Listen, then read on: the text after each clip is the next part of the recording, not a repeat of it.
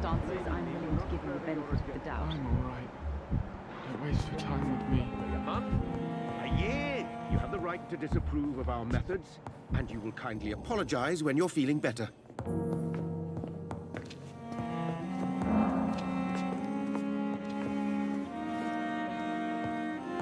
My sweet girl. Reads me like a book. Good evening, Mr. Fiddick. Good evening, Dr. Reed. Any news about my operation?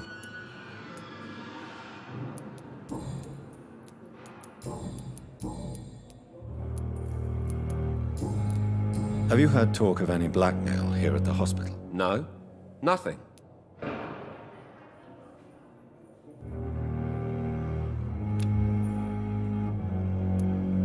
Have you heard talk of any blackmail here at the hospital? No.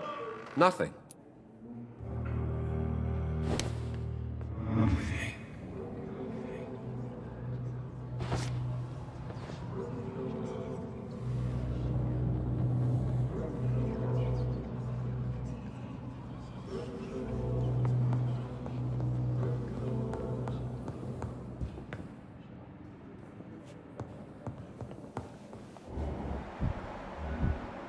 I will not let you down, my boy.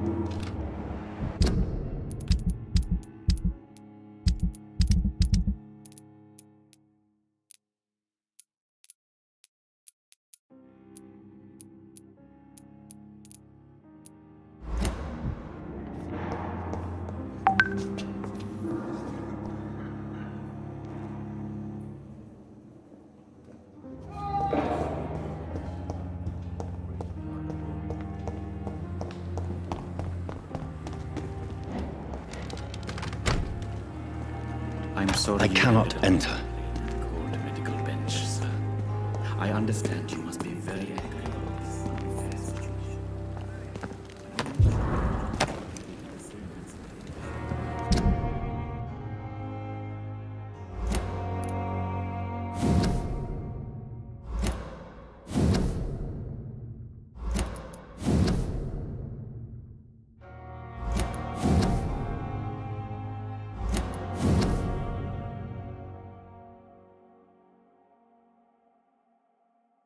These men, they're a company of professional vampire hunters.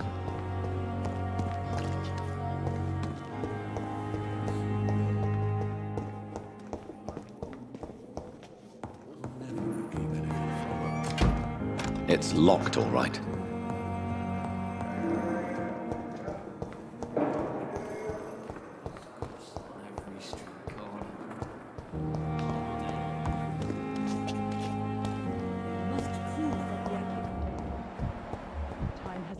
effect on me. But the suffering continues. Simpletons, these nurses. Bred with no respect. What? What is this? Who are you? Get out of my room. There's no need for alarm, madam. I'm Dr. Reed, the new surgeon. Preposterous. Dr. Reed, you say? I don't want some bumbling intern. Where's Dr. Swansea? Please, calm down, madam. I assure you that I am highly qualified. I'm just back from war duty. How brave. Threatening an old defenseless woman. You know how long I've been a patient here? You've picked the wrong fight. I'm Harriet Jones. Harriet Jones? Indeed. I've been meaning to have a chat with you. You know what goes on here better than any other patient, I gather. Oh, better than any patient, nurse or doctor. I've seen so many vile undertakings. I heard there have been some despicable goings-on. Was there a case of blackmail? Blackmail? Wait. You're investigating something. This isn't a social call. One of those incompetent cunts slit a poor sod's vein. I assure you, madam, this is not an investigation into a possible medical error. Debauchery, then? Nurses Crane, Hawkins, Brannigans, whores, all of them. They can't keep their legs shut. I've seen them scratching slutty sores. Really? Well, if you have irrefutable proof, I'll not have the staff behaving in such a manner here. This is your business, Doctor, not mine. But I swear one of the nurses is cavorting with some man on hospital hours. Thank you for your time, Miss Jones. You've given me something to go on. See you on the next round. Miss Jones, greetings. How do we feel? Oh, again? Waking a poor old woman in her sleep? There isn't a poor life needs saving somewhere? Now, I need to ask you a few simple questions. Well, if you really must. Have you noticed any suspicious comings or goings? It would be a great deal easier to make a list of things unsuspicious in this house of charlatans. Everyone here is very capable. I have not seen any instances of unprofessionalism. Thieves and murderers, the lot. People have gone missing here, you know. Poof, without a trace. Come now, Mr.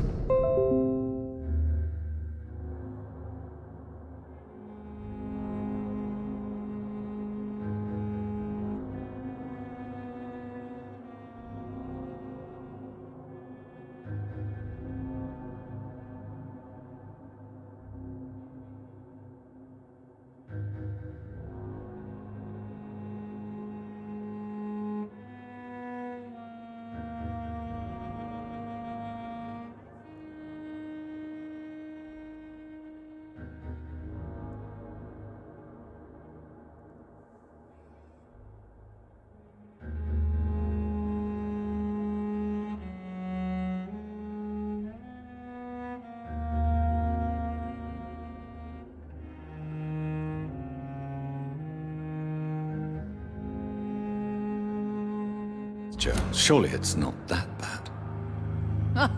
Have you no eyes? This hospital accepts all manner of souls, regardless of origin. The proper sick cannot heal. We're kept sickened by the refugees. If you could just tell me why you were admitted. It's terrible, Doctor. What with a pain in my chest, coughing up blood, and I get awfully tired. Wouldn't be so bad if I hadn't lost my house and all. I see. No one comes to visit, you know. Not even my own flesh and blood. I'll come and visit you shortly. Good night, Miss Jones.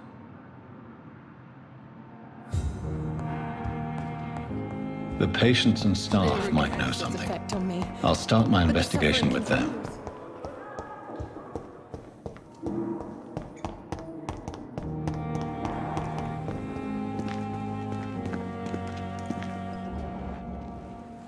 Good evening. I'm Dr. Reed. Always a pleasure to meet a colleague, sir. Especially when he was supposedly dead. A colleague? Are you a doctor too? Not anymore, sir. I used to be Dr. Rakesh Chadana. Now, I'm just Mr. Chadana, pawnbroker and humble guardian of this morgue. What do you mean, you used to be a doctor? Was your license revoked? No, sir. It is just that I like to be precise. I run a little pawn shop while taking care of the dead. But I used to be a real doctor.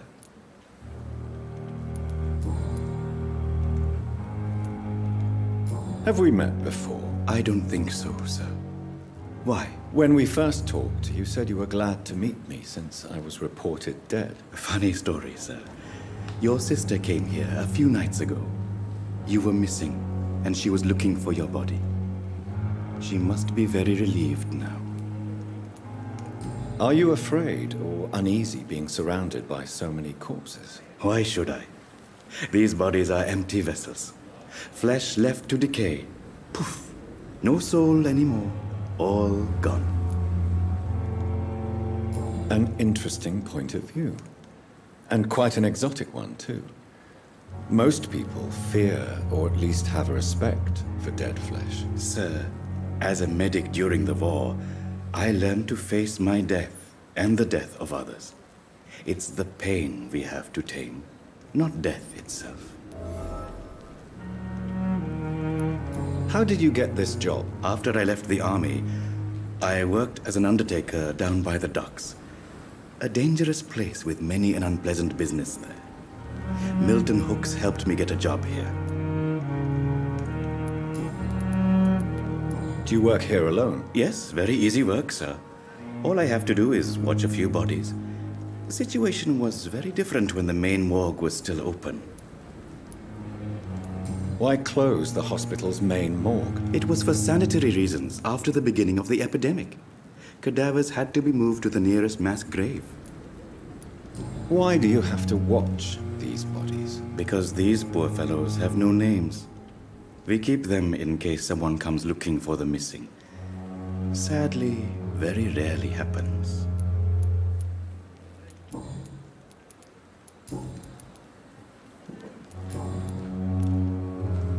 A pawnbroker? I expect you get all types of people here. Yes, sir. All kind of people. For I sell all kind of goods. What kind of goods? With the quarantine, it's not always easy to buy things. So I trade, I exchange. Some people sell, some others buy. I like to help. Who comes here to trade with you? It's very unhygienic, even unsafe. Diseases can spread. For the customers, for the hospital. I'm very cautious, sir. I've been a doctor, remember? And all my clients are good people. In fact, I think I only know good people. Since you're not afraid of dying, do you believe in life after death, Rakesh? No. I believe we must do all the good we can while alive. For our time is short, and the obstacles are endless. Do you think you would enjoy immortality as a concept? I don't think so. Don't mistake me. I love life, and I'd like to live a long life. But everything has to decay, sir. Even goodwill. So you're ready to die?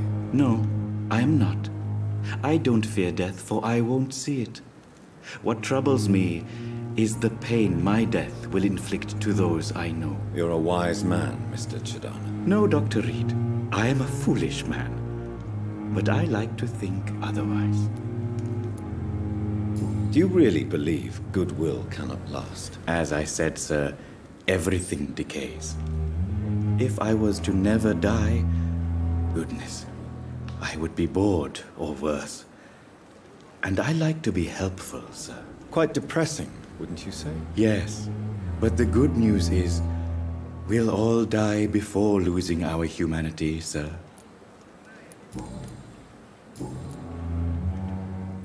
Have you heard of someone blackmailing people in the hospital? Pardon me, sir, but I have no idea what you're talking about.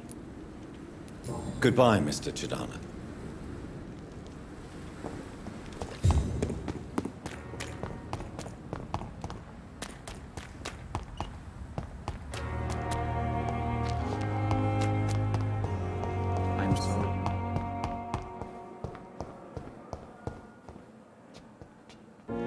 Good evening, Nurse Hawkins. Good evening, Dr. Reed.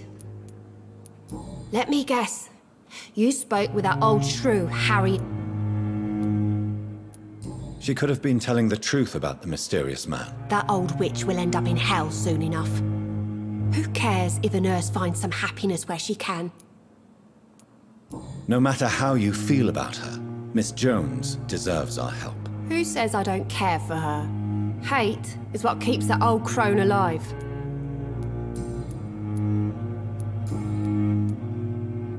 Milton cheats patients out of their money at this hospital, Pippa. Are you his accomplice? Yes, I am. Is this your definition of being useful? By abusing the sick and poor? No. It is my definition of getting out of this useless life once and for all. Why do you do it? Why not? Most of the sick who paid for a bed are already dead, or will be soon. Don't you see the futility of all this? How can you be affected by the misery around you, and be so heartless at the same time? Which is the real you, Nurse Hawkins? I could ask you the same question, Dr. Reed. Are you more real when you lie to a dying patient, or when you grant him useless medication? Whose idea was it? What difference does it make? We did it together, and I'm guilty as charged. Answer my question. It was my idea first, even though Milton would say it was his, to protect me.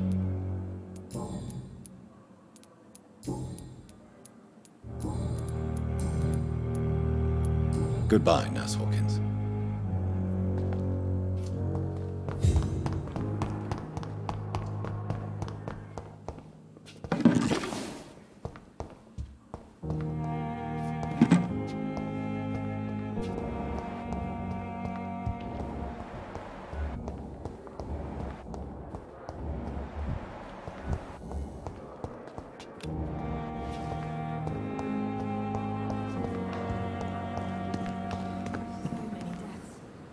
Good evening, Milton. Good evening, Doctor. Still trying to save lives?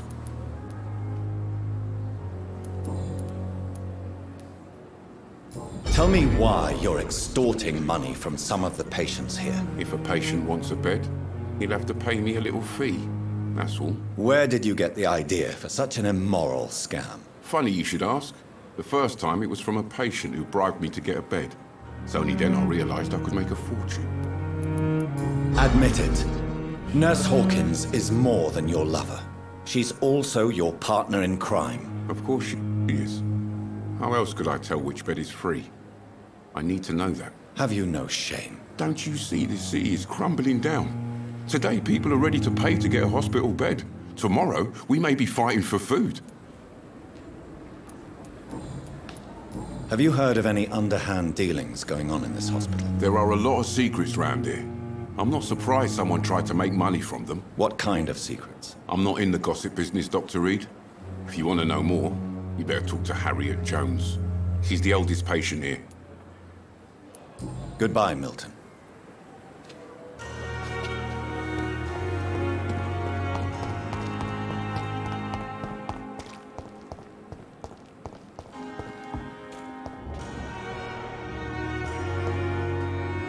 Good evening, Mr. Cox. Dr. Reed. Still working at night, I see. I like that. And why is that? People who don't sleep at night always seem more alive to me. More interesting, one way or another. Do you ever think about that poor fellow I saw you push in the water? The wound he gave me will make sure I don't forget him. Still fucking hurts. Boss had cut me good. That man was determined to murder you. You almost died. What a surprise. The first time I met him, he nearly shit himself. Fucking coward. I guess revenge gives you balls. What did he want? Revenge? I recently had to kill his brother. Poor arsehole thought it would be easy to return the favour.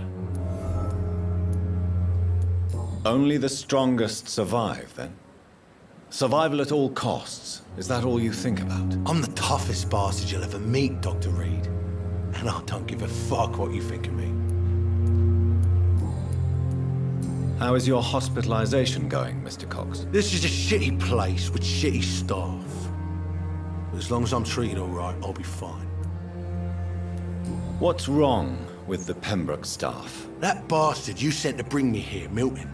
I thought he was going to break all my bones before I reached my bed. I see.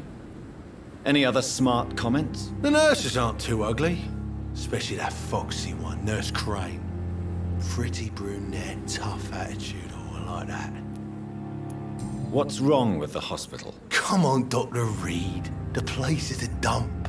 Smelly, sad, and dirty. But you're alive thanks to the efforts and dedication of the staff here, aren't you? What are you expecting, a medal? I thought that saving lives was just part of the job. Must be an unsatisfactory profession at this time, I'm sure.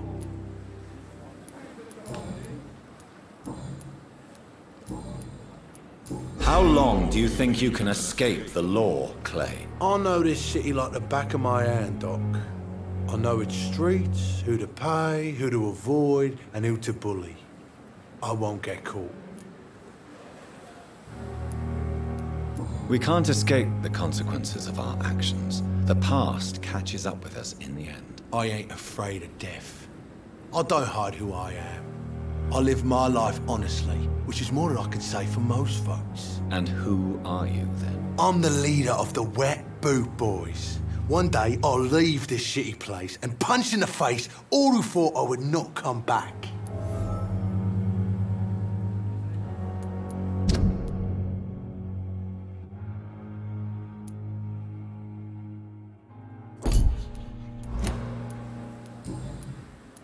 Have you heard of any underhand dealings going on in the hospital? Blackmail? That's not my style. Too risky. The black market, though. Now that's where the money is.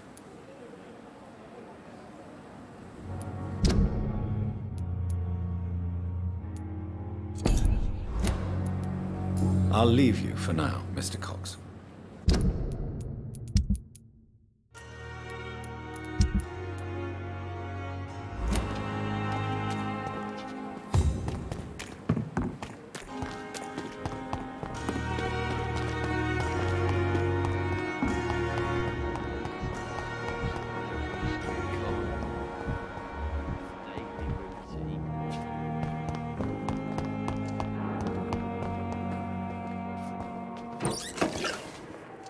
Good evening, Mr. Elwood. Evening, Dr. Reed.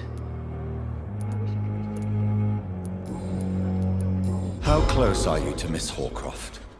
Are you aware that she thinks she is a vampire? To wait for her next nibble is the best reason to stay here. Every time she approaches my bed, she treats me like something tasty. A normal person. Aren't you afraid? She may hurt you if the game goes too far. She's quite harmless, I can assure you. Her head's broken inside is all. While I'm busted on the outside. But she's still beautiful. Living proof that there's hope for me. So do you let her bite you? You know that's not sanitary. And why not? She's only supping a few drops of me blood. And the pain, it's real for once. She could decide to bite less willing patients. Then it's another good reason for me to stay here, Doctor. You do realize she's mentally disturbed. It's called the Cotard syndrome. She truly believes she's a vampire. In her madness, she never refers to my scars. And frankly, if I could, I'd join her world. It seems much more fun than the real one.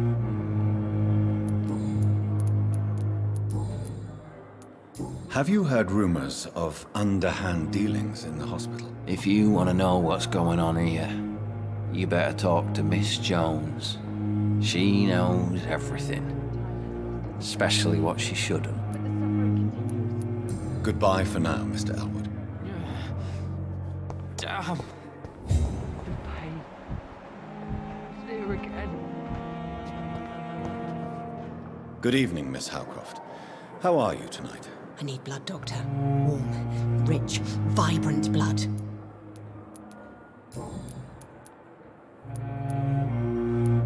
Tell me, Thelma, why do you feel so attached to Mr. Elwood? Why him? I'm not sure, Doctor. I think we have a bond of some sort. We've both suffered so much. He's the only mortal I find interesting. Do you plan to make him a vampire too? Of course not. How could I inflict my curse on anybody else? I'm not that cruel, Doctor. Would you say you and Mr. Elwood are romantically involved? No. No, Thomas is a delicate soul. Even though he disguises it. But I am not the woman he needs. No, for I am a vampire, Doctor.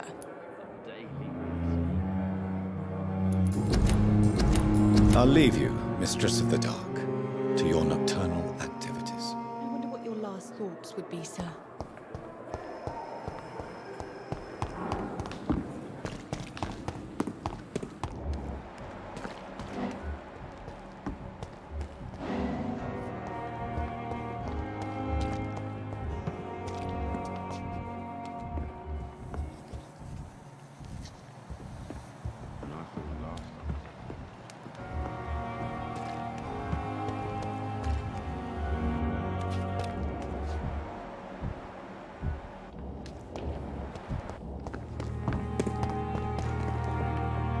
Good evening, Nurse Brannigan. Good evening, Doctor. Why does Dr. Tippett's claim you're the main reason he keeps working, despite his fatigue? If it wasn't for him, I probably would have left the Pembroke years ago. Dr. Tippett does not think of you as just a nurse anymore, does he? If you're suggesting he's not taking my gender into consideration when it comes to medical practice and knowledge, I really hope he doesn't. Have you seen a strange man visiting any of the nurses here? I've never heard of such a thing, Doctor. Do you know if any of the hospital staff have criminal backgrounds? The people who work here all come from very different backgrounds, Doctor. Just like the patients. Goodbye, nurse. Call me if you need assistance.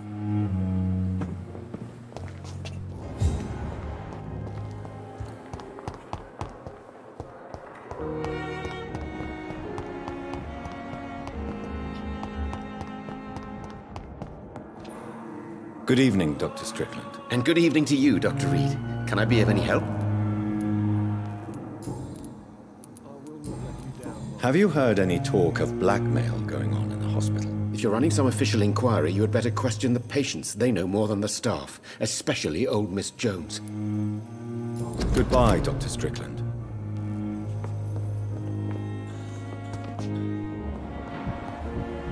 I cannot enter. Good evening, Doctor. How is my son doing? Have you heard rumors of blackmail going on in this hospital? Dr. Reed, are you trying to take advantage of me? Of course not, Mrs. Goswick. I'm just curious. Well, go be curious somewhere else, please. Goodbye, Mrs. Goswick. Good evening, Mr. Goswick. How are you? I'm okay. But in the circumstances, Tell me about yourself, Mr. Goswick. I don't want to talk, Doctor. I have to go now, sir. But don't hesitate to contact me if you need any help. I'm all right. Don't waste your time with me.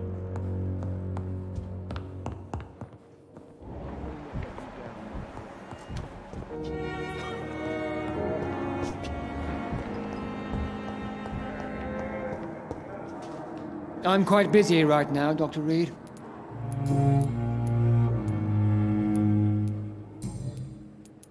Have you heard about any blackmail going on in this hospital? Blackmail? Nonsense. Thank you for your time. We'll talk later. You always knew the words to calm the children, Ellen. As for me...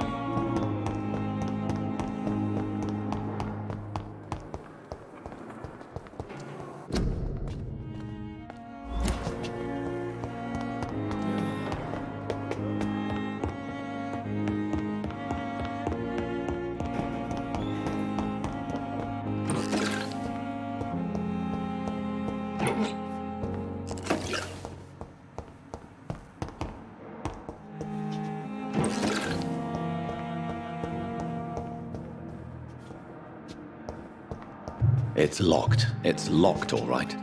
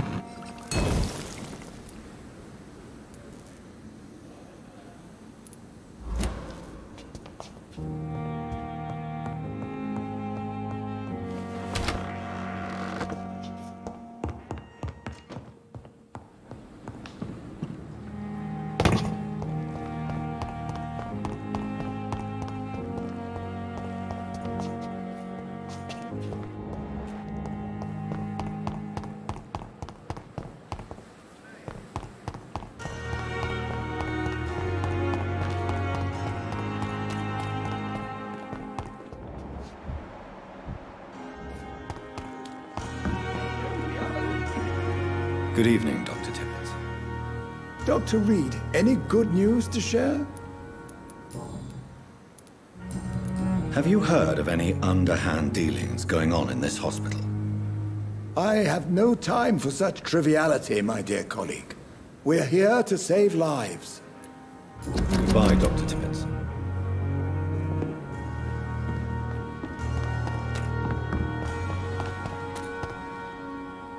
Hey, Doc. You're lucky to be alive, Mr. Cox. I hope you're starting to take better care of yourself. This place is full of sickness and decay. How could I get better in such a dump? Consider yourself lucky that I'm treating all of my patients equally. But don't push your luck. Don't play the innocent with me. I'm sure you have good reasons to act this way. And also weaknesses that can be exploited.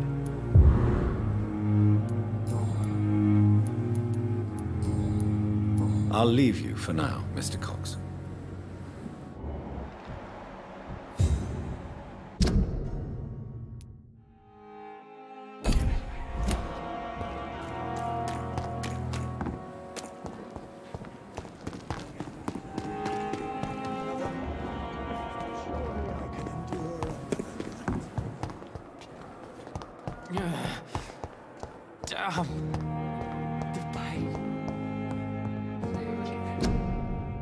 Liars and thieves, every last one of them! I have wasted too much energy for so little result.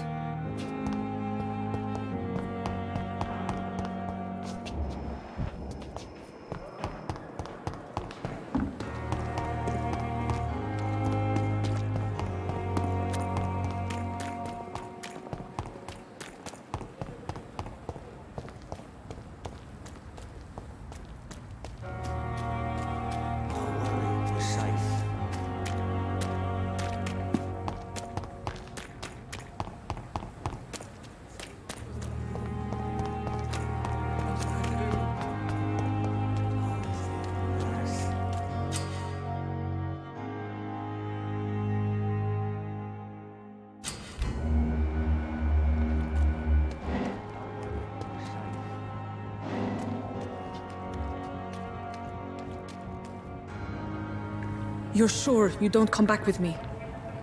Nah, I have to see someone at the hospital. Be careful. You look so bad they may keep you as a patient. Fuck 'em. I don't like hospitals, or doctors. Well then, when you go back to Whitechapel, you may find this useful. What is it? A pass for a free medical exam by the best nurse available. Just read it. I don't read well, but thank you, I guess.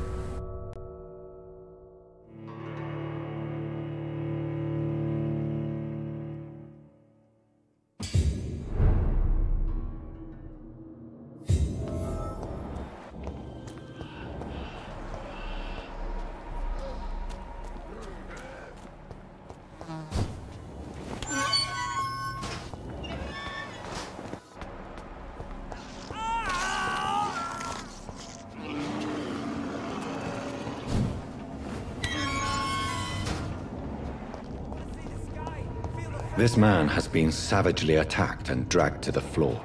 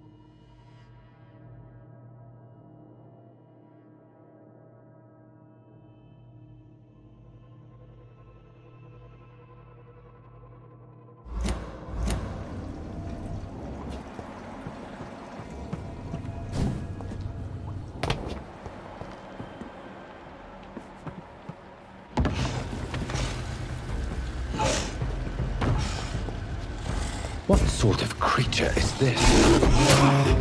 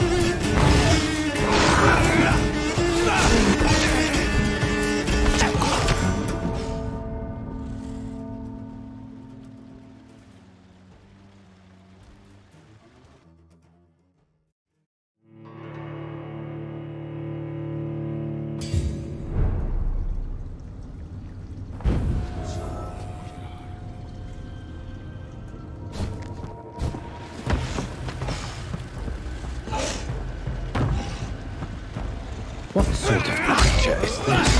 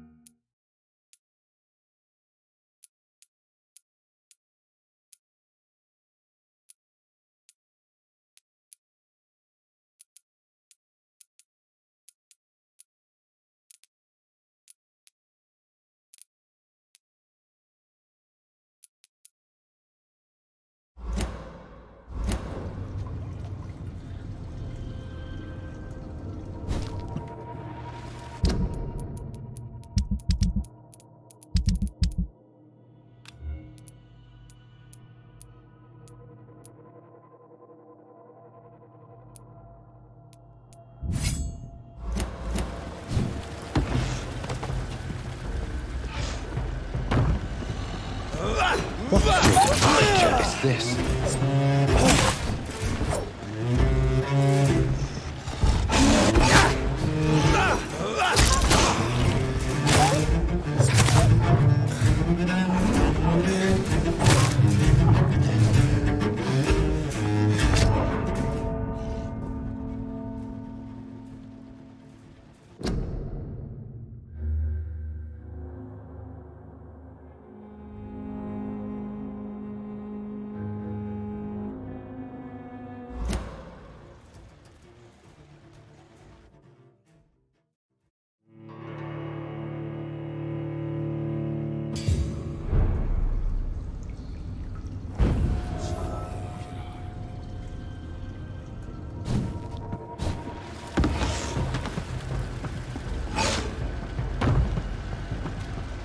sort of creature is this?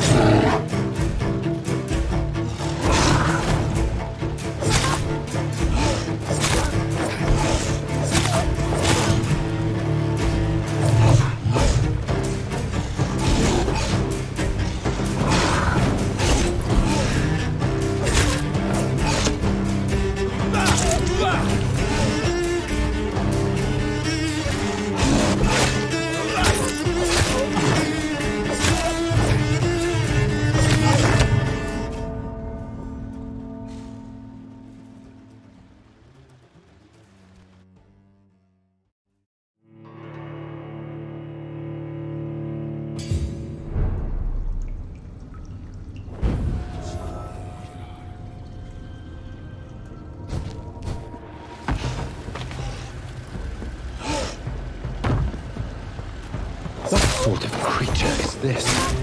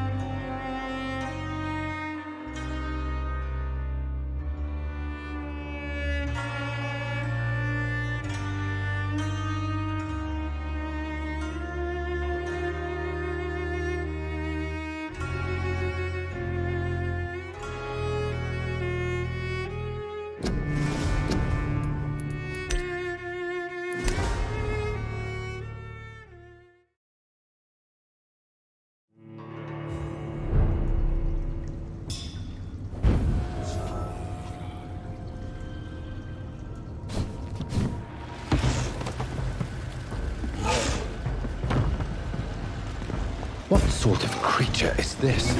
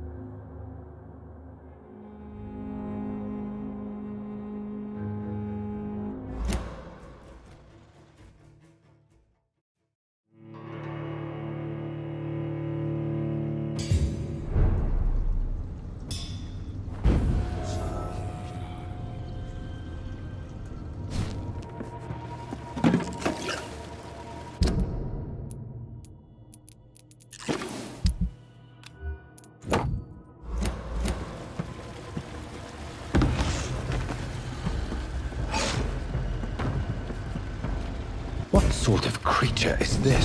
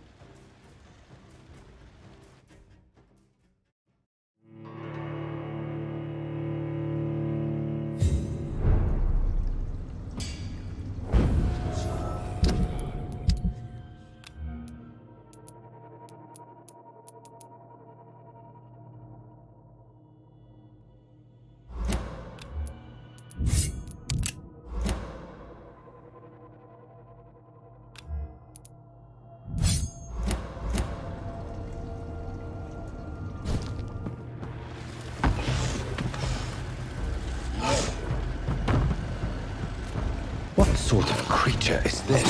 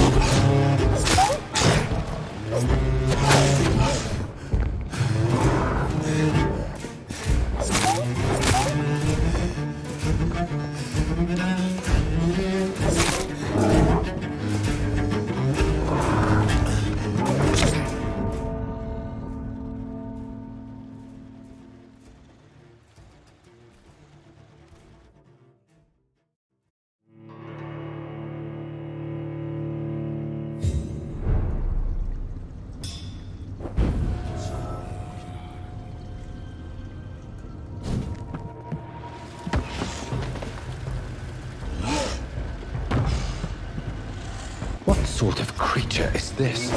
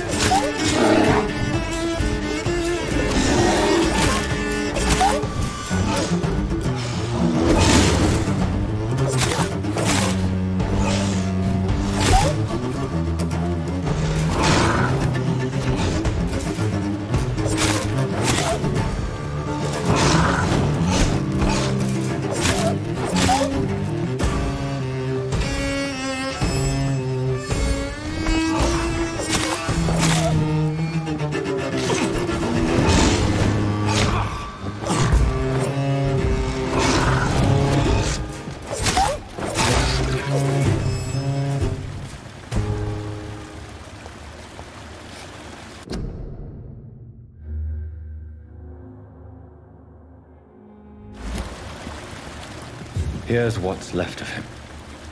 Not a lot to check.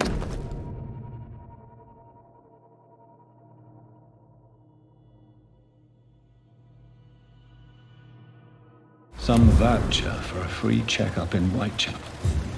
What is Nurse Crane up to? I really must find her.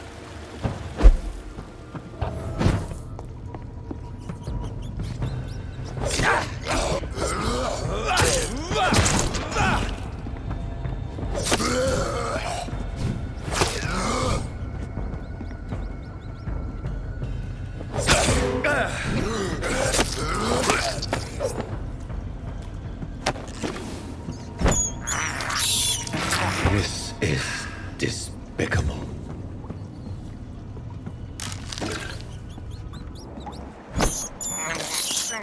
I can't believe I'm doing this.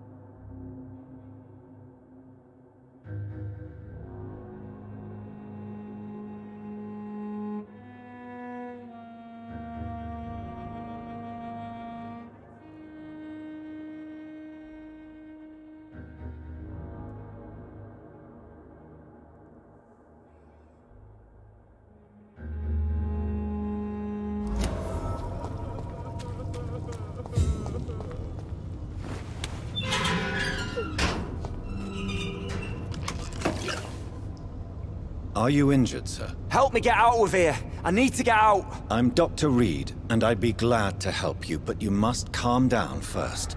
Please, take a deep breath and tell me your name. Okay. I'm Oswald Thatcher. Please, I need to get out. All right, Mr. Thatcher, you're safe now. Do you think you can reach the street by yourself? Yes, I do. Good. Now leave this place and enjoy the cool night air. It's quite invigorating. I'm sure you'll feel better if you do.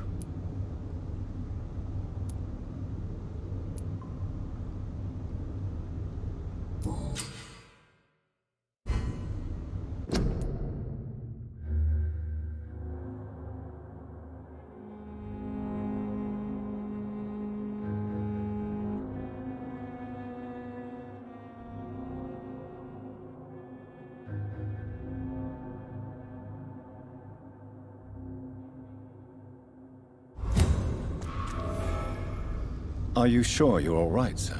Yes, I'll be. As soon as I can see the sky again.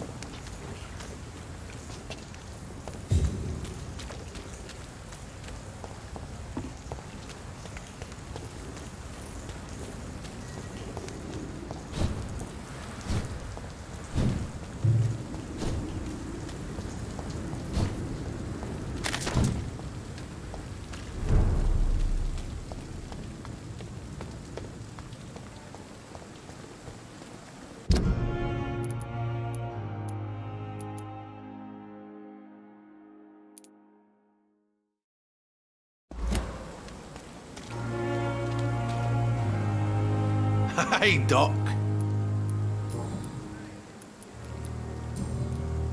I'll leave you for now, Mr. Cox.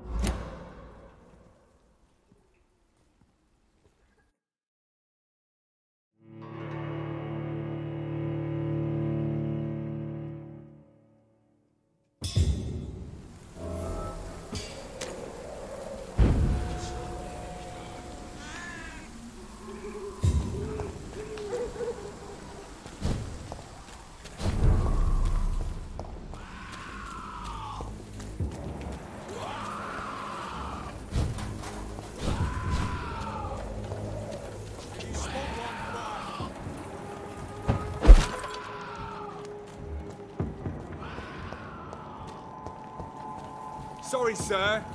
No admittance. Stay away!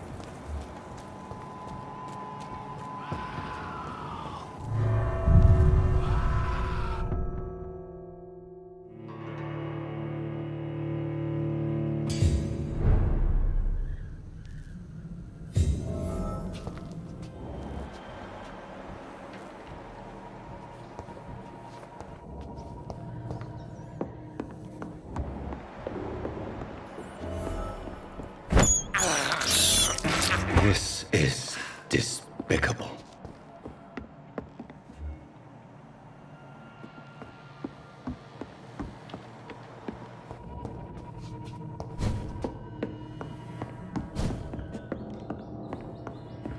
It's locked.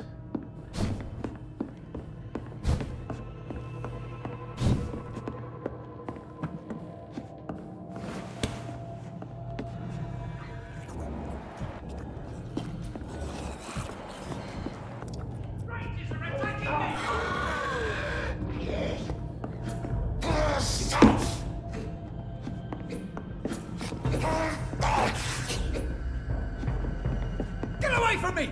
Don't stop me with your disgusting hands!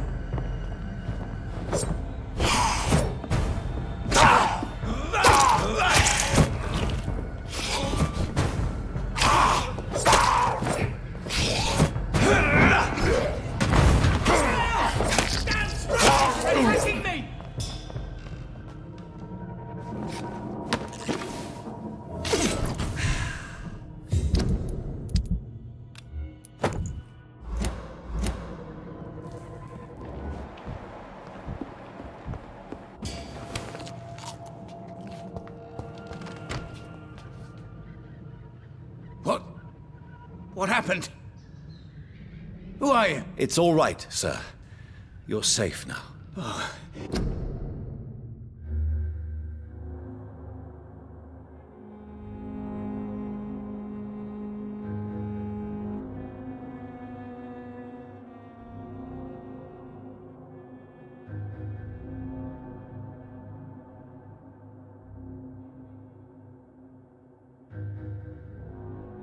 A fellow Englishman. Thank you, sir. For a moment, I thought those bloody heathens had killed me. What are you doing here? This place is not safe. Yeah, it's a cesspool, but it's mine. I came to collect some overdue rent, but those who still live here have gone completely bonkers. You're very lucky to be alive. Yeah, filthy immigrants. Fucking savages, every one of them. And now with this bloody fever, they're just animals. You can find safety of sorts in Whitechapel. If you're quick and cautious, you'll be able to avoid the savages.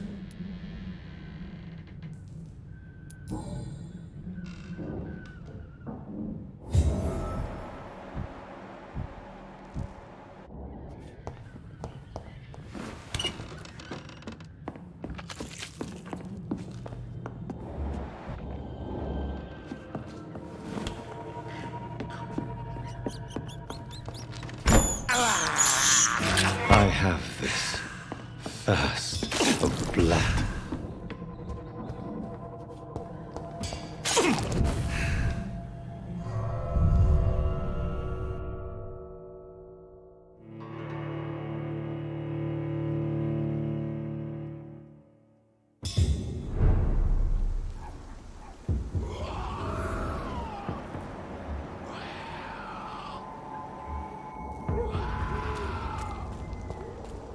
This is no place for you, sir. Stop now! It's on to us!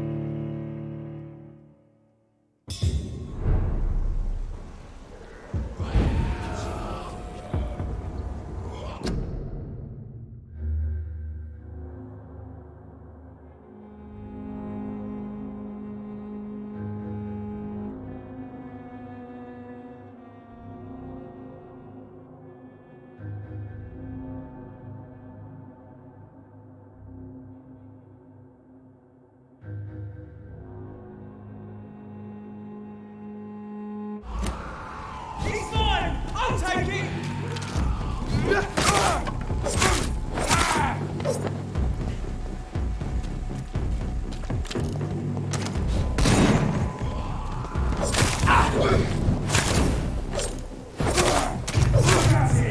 Fuck! He's dead!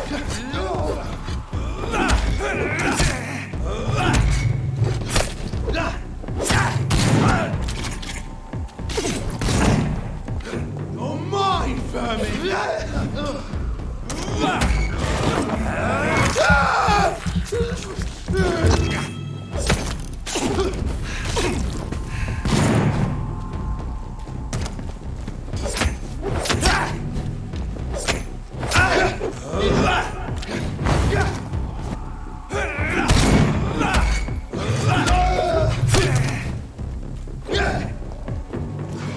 Put an end to you!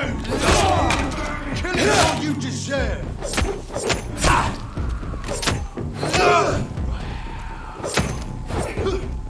Oh, Christ!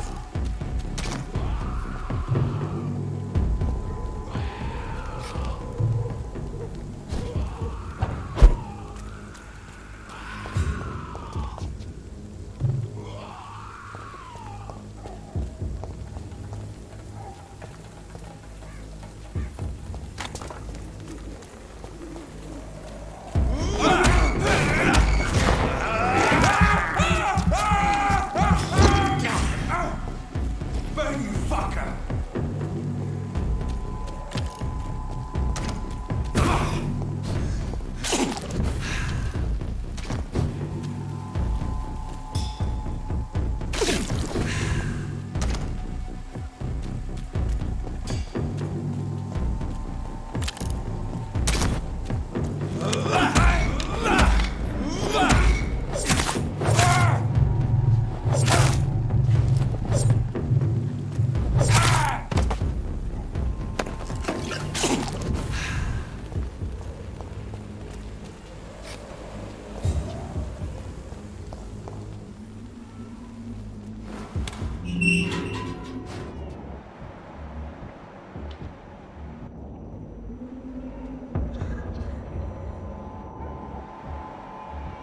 This is no place for you, sir.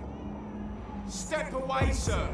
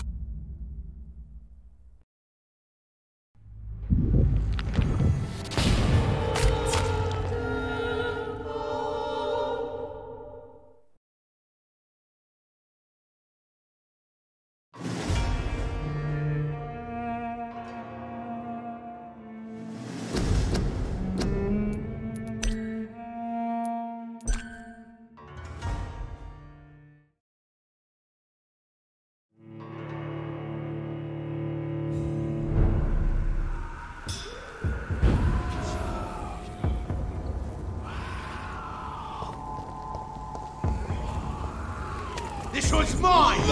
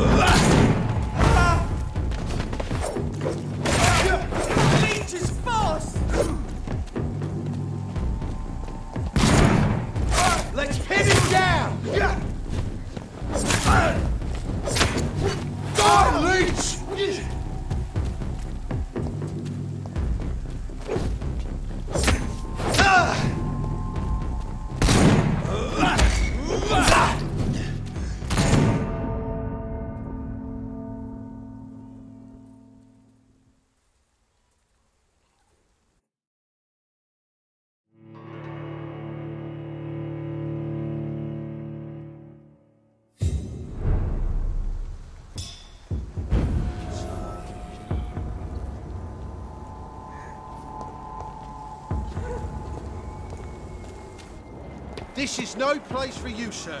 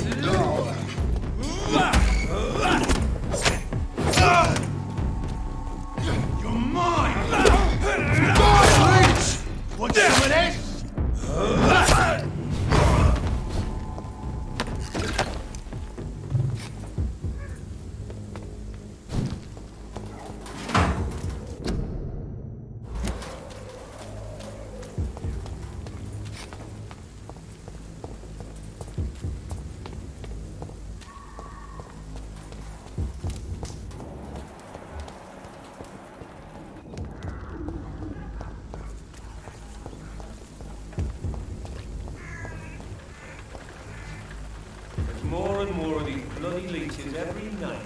Aye. The guards recruit more and more every year. When did you join the guard? Smells like bloody days ago. Die! The bloody crime! Elite! Elite!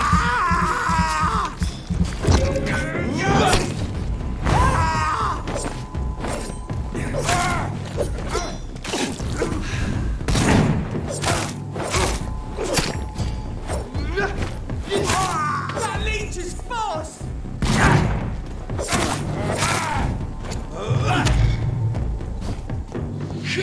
Yeah!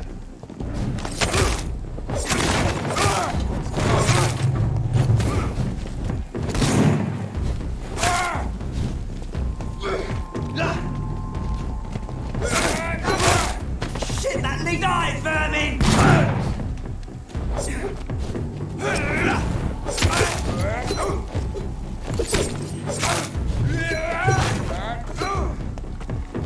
Yeah!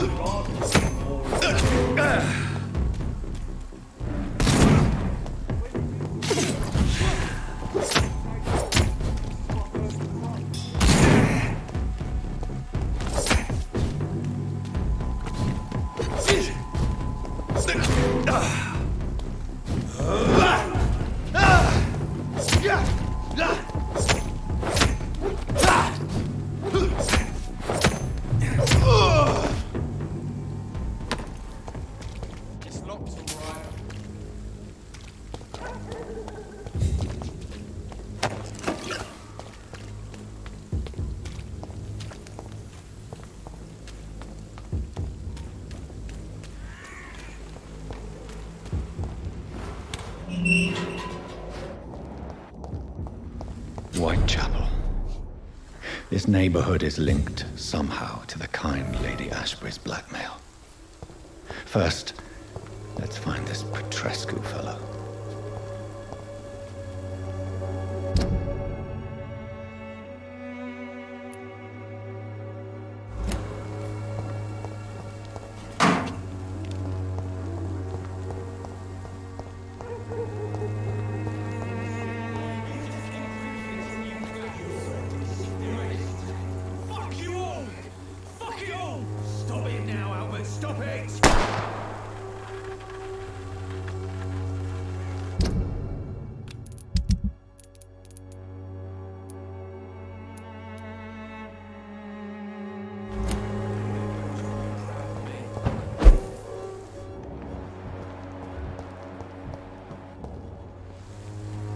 Are you all right? The bastard hit the wall next to me. I don't even know if he meant to miss. If you've been hurt, I can help you. I'm a doctor. Name's Albert. Remember it. Now bugger off. Do you know Nurse Dorothy Crane from the Pembroke Hospital? If you know anything about her, I'd appreciate it. Never heard of her. If she's pretty, I'll keep an eye out. I found the recruiter you were expecting. He's dead, but he carried a note. The Wet Boot Boys have accepted your application. I knew it! I told you I was tough enough. I'll be free soon. This note was found on a dead man, Albert. If that doesn't change your mind, then you must be ready to face the risks. You're all fancy words, none of which concern me. Go worry about someone else. I'm fine and I've a future here. Goodbye, young man. The wet boots will be proud of me. Someday you'll understand. You wasted your life for what? What? Shooting a boy in the middle of the street. Not the best thing to do, wouldn't you say? What? You saw what happened? Who are you? I'm Dr. Reed, and I'd like to ask you a few questions, if you promise me to set your gun aside. No. Look, I'm not a violent man. I'm Benjamin Palmer, doctor. And no one can help me. Not even you.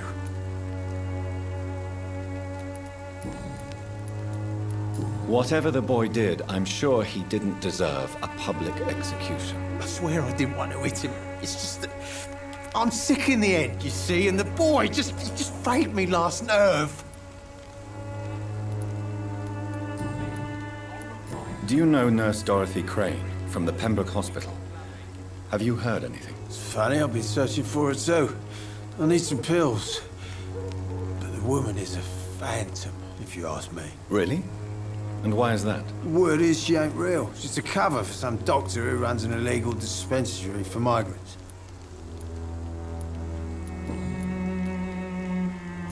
Perhaps you could focus for a moment and tell me your troubles. I'm sick, broke, and my son just stole my pills. Everything's coming up roses. A gun, alcohol, and a bad temper make a terrible cocktail, sir. Goodbye for now.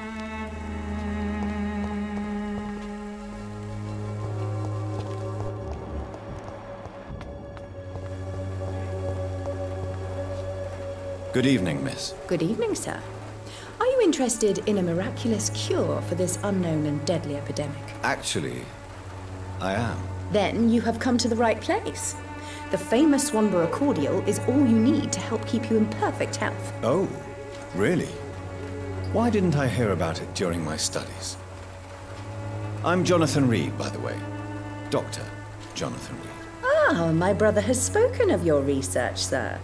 I'm Loretta Swanborough, and it's always a pleasure to meet a fellow healer.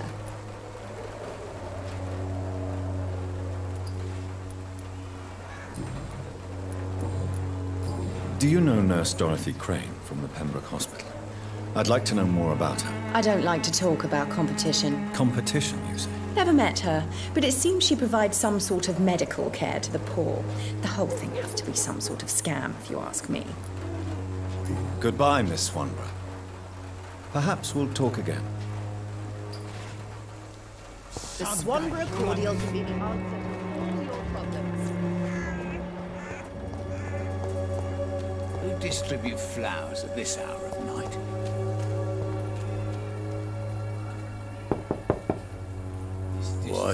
What do you want? Leave me alone. Good evening, sir. I'm Dr. Reed. I'm looking for Nurse Dorothy Crane. There is no Dorothy Crane here. Now goodbye. I'm afraid this medical leaflet says the opposite, sir. Really?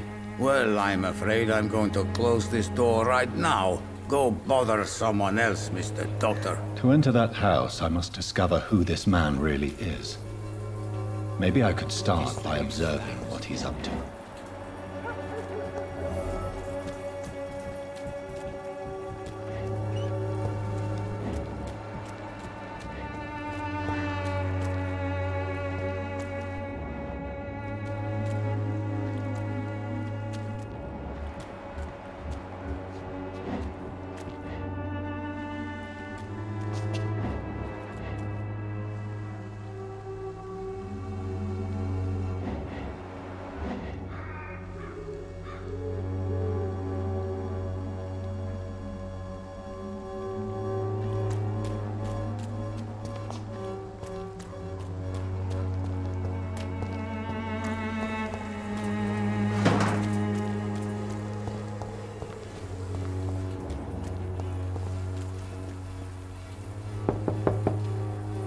Nobody at home.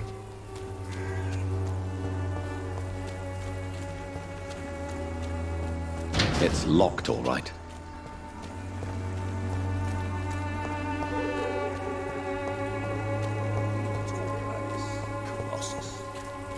Perhaps I should look into it.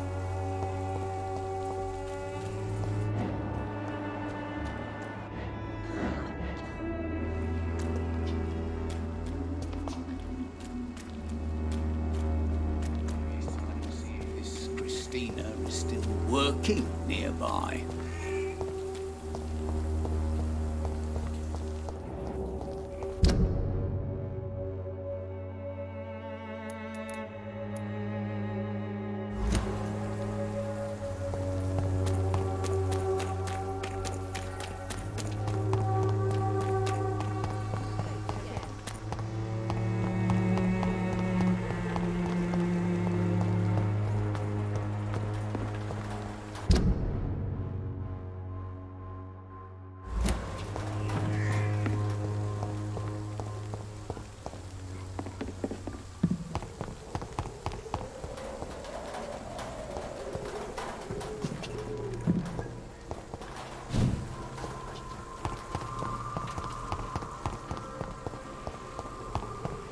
When science fails you, this elixir will give you faith again.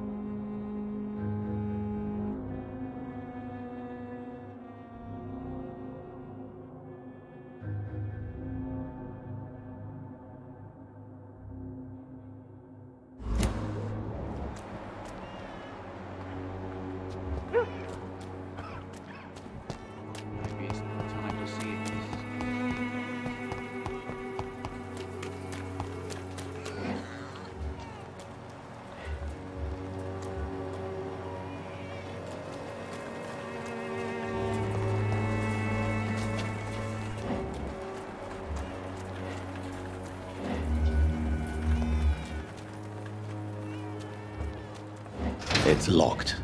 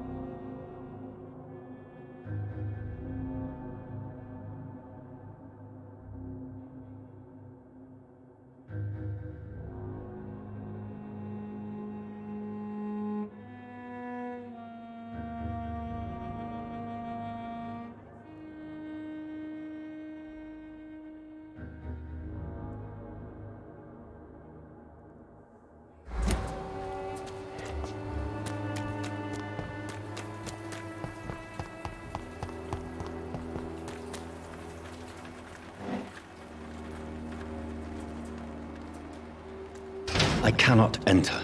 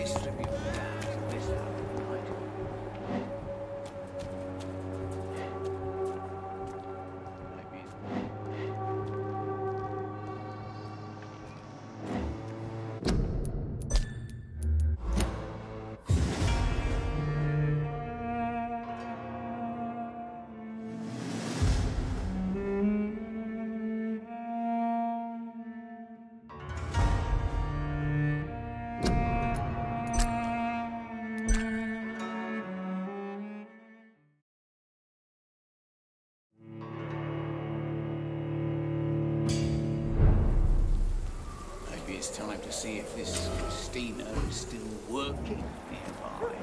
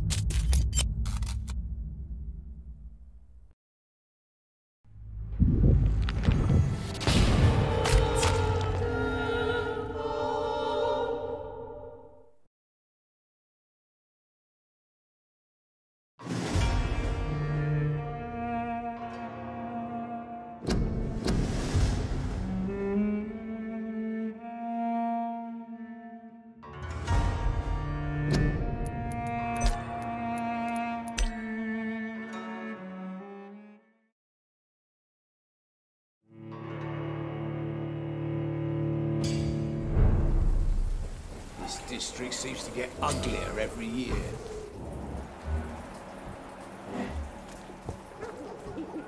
Maybe it's time to see if this Christina is still working nearby.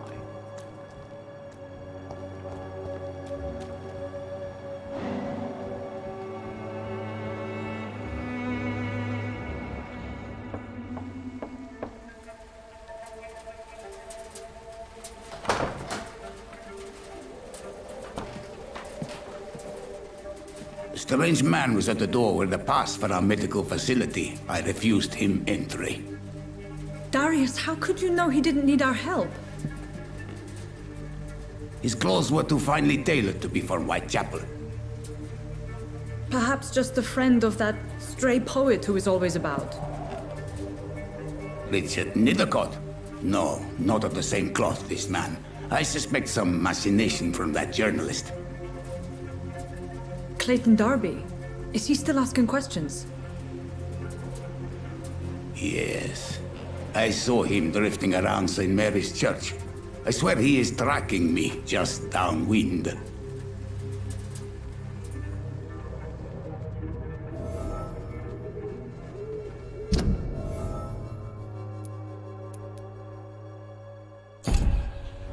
I must talk to that journalist or the poet. They must know about Darius. Nearby the church they just mentioned.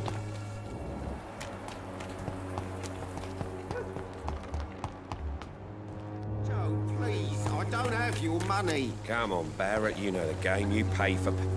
Welcome, sir. Please, take a browse of my wares. I am Dr. Reed. I would like to ask you a few questions, if you don't mind. Doctor? Interesting. I'm Barrett Lewis. Usually I don't have time to waste with talk, but at this hour of the night I can hardly refuse.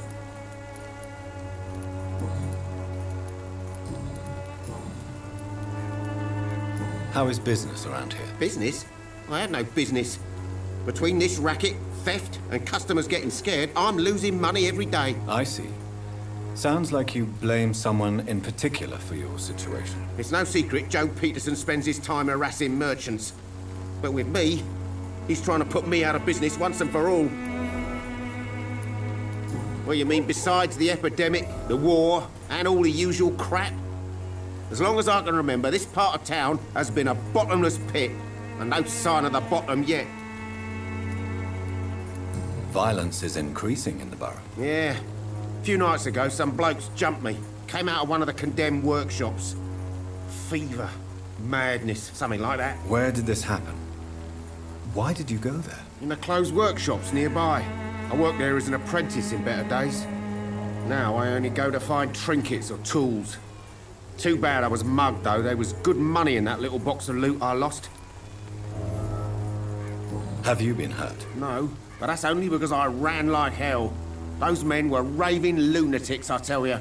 Not even able to speak anymore, just screaming. Have you heard of a nurse called Dorothy Crane? Nurse Crane? So the bitch really is a nurse, then? Always thought she was just some crafty foreigner, that one. Yes, she's a nurse, and quite a good one. What did she do to gain such notoriety? Dorothy Crane ain't even a real name. Something like Dorothea Craniu. Something like that. Came to England fleeing the war, I was told. That doesn't explain why she irritates you so much. Your precious nurse Crane gives away medical supplies and prescriptions for free. I offered to sell it for a fair cut, but no. Miss Crane wanted to play the quiet saint. Goodbye for now, Mr. Lewis.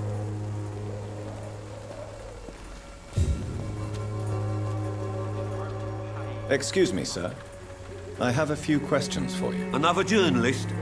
I didn't answer the first one, so piss off! I'm not a journalist, I'm a doctor. A doctor, you say? It's quite a rare breed in this part of town. Really? But still, here I am. Dr. Jonathan Reed, at your service. I'm Joe Peterson's son, but Colossus Joe to most. And I don't remember asking for your service, sir.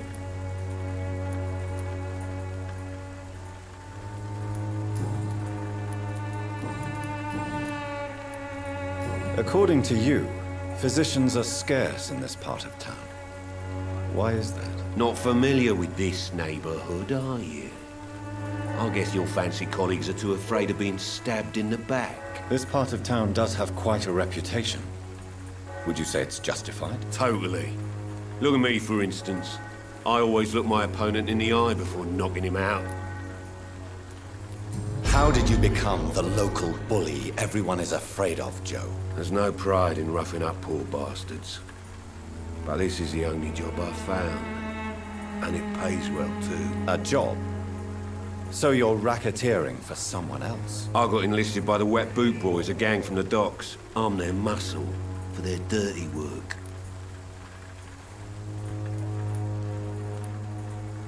You survive at any cost, even at the expense of others. Perhaps that's just the law of nature. I don't care what you think, sir. I do what I have to do for my own reasons, and that's that. I'm not sure Mr. Lewis would agree with your by all means necessary philosophy, sir. Oh, do you really think he's the poor victim here? Barrett can be as sneaky as anyone. Long ago, I even called the bastard my best friend. May I ask what you do around here? I do whatever I want, and sometimes even more. Now sod off. Have you heard of a nurse named Dorothy Crane? She's a colleague of mine, and is supposed to live around here. Dorothy Crane? Yeah, I know her. One of the few good souls who dare to help the sick around here. Could you please tell me more about her? She's a nice girl. Tries to help the migrants. I offered to give her a hand, but she said my reputation would attract too much attention.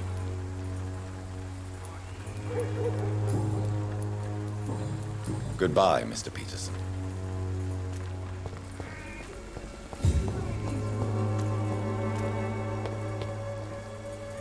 Excuse me, sir. Are you familiar with this part of town?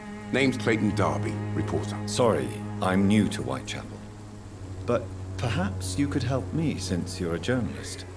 My name is Jonathan Reed. Dr. Reed, the famous surgeon. I'll gladly help if I'm able, sir.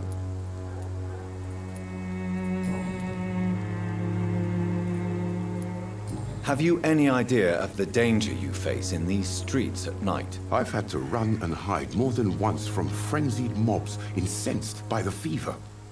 Do you think the flu is really responsible for this, Doctor? I'm convinced there is more at work here than a simple epidemic. Really? To be honest, I could say the same. Some of the sick I saw or heard of. My God, what happened to them? Why are the newspapers keeping silent about the Spanish influenza? It's as though none of you care. There's a war going on. People shouldn't be demoralized by news of deadly diseases. I served in France. Our top priority must be to put an end to this butchery. This war must stop now.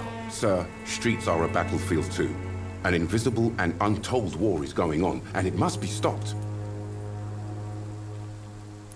What is a journalist doing in this borough after sunset? He goes where none of his colleagues would dare to go, to inform the country. So you risk your life to reveal the truth. I saw many reporters do the same during the war. Whitechapel is the crucible of so many untold stories and tragedies. I want people to know them. That's quite honorable of you. But is the public interested? Not at all, sir. And that's why I'm an independent journalist, hoping to sell some stories.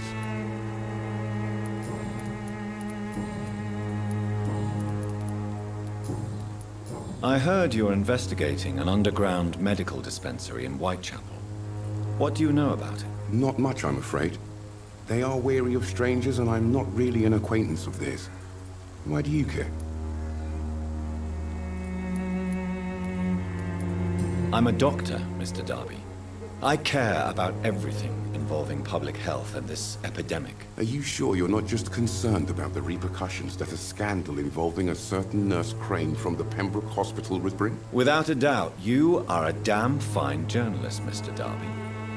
What do you know of her accomplice, a man named Darius? I don't know much about the man. He's very cautious, never goes out, doesn't seem to have any friends or family. He has no relatives at all? No, except for that strange man, a poet named Richard Nethercott, who sometimes comes by.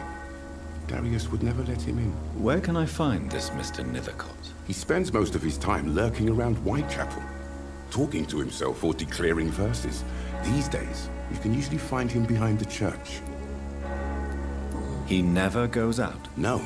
A few days ago, he unexpectedly did. I followed him, but it was just a ruse to keep me away from his house. Really? How do you know? He went to the nearest mailbox, but just before posting his letter, he ripped it up and threw it away. Goodbye, Mr. Darby. Farewell.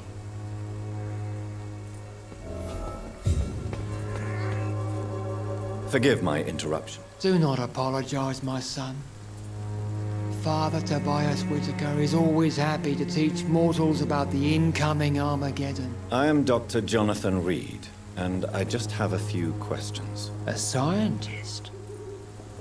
You are much more lost than I thought, my son. What do you mean when you say that I am more lost than you thought? All scientists are entangled in a world of causes and consequences. And most of them can't see the plain truth. Quite a judgmental opinion, if you ask me. But what do I know? Blinded by science as I am. But you are seeking answers, aren't you? Answers about the Armageddon about to strike the city. Answers about the hidden truth.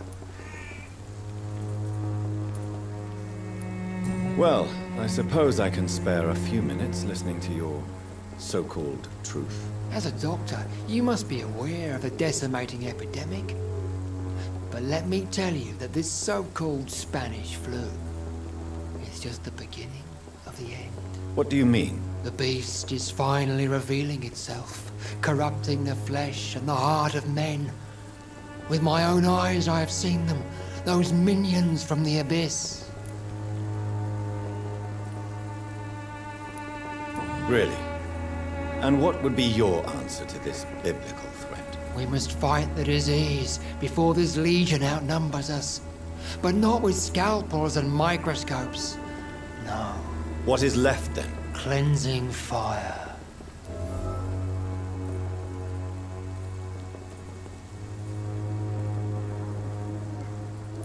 Tell me, Tobias, what exactly is your plan concerning the cleansing of this city? God will recognize his own. More than once this city has risen from the ashes, hardened and purified by the flames. Purification by fire has proved useful, but where do you stop? Burn the clothes? The buildings? The corpses? Worse? Your lack of faith is predictable. But my task is to convince rational minds like yours to see the light. This is God's will. You're mad and dangerous. You're nothing but a soulless butcher. A small-time Torquemada. the Savonarola of Whitechapel. My son, if you think salvation is a free gift, go listen to the lies of that pompous fool, Joseph. Joseph, a fool? Vicar Larrabee of St. Mary's Church. While he continues preaching his fraudulent redemption, more and more people die in the streets.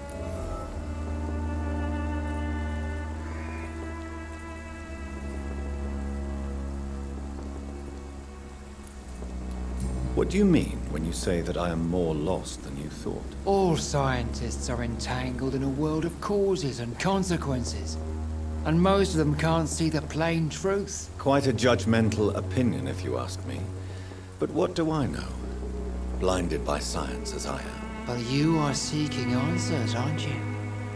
Answers about the Armageddon about to strike the city. Answers about the hidden truth.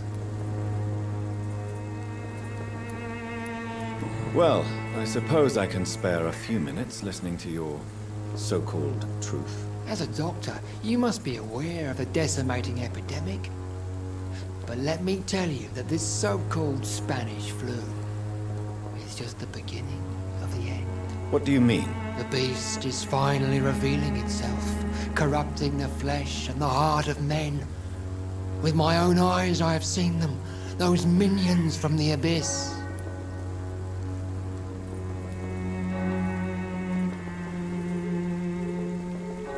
Really? And what would be your answer to this biblical threat? We must fight the disease before this legion outnumbers us. But not with scalp. What is...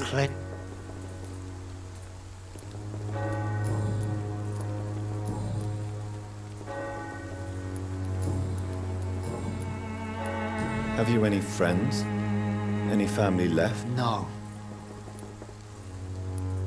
Where did you... I sent Samuel to the...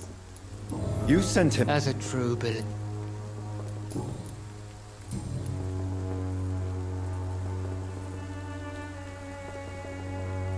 I have had enough for tonight.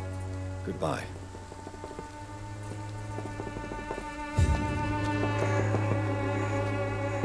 Good evening, Doctor. Can I help you? Goodbye, Mr. Darby. Farewell. You've judged for your sins. Even now, he judges your word.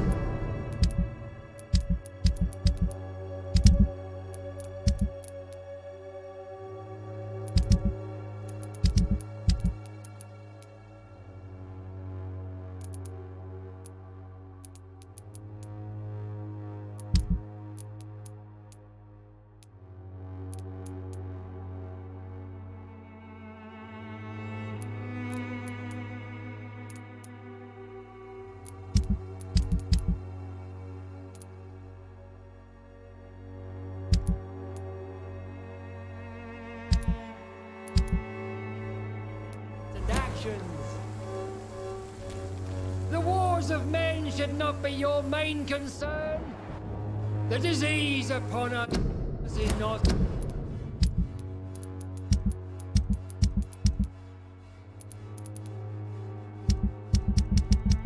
an accident.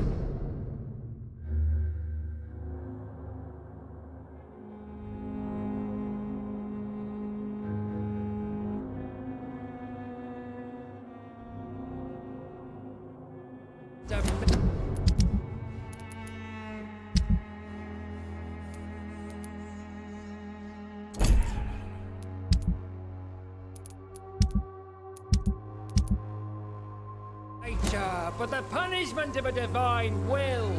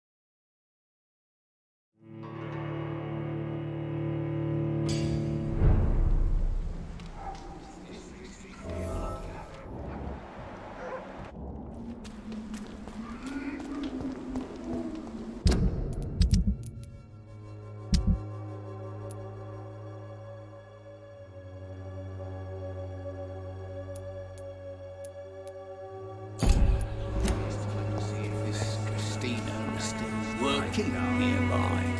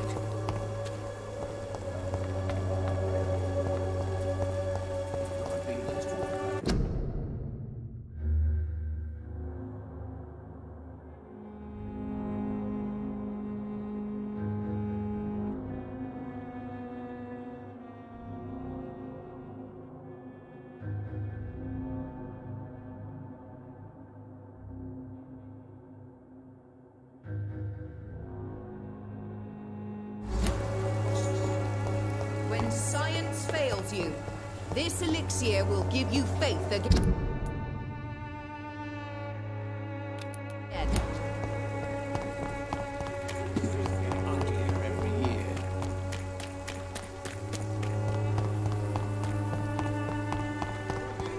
Come on, take a look. Don't be afraid. Cheap price. There is no protection against malevolent. Good evening, Mr. Whittaker. It's fun.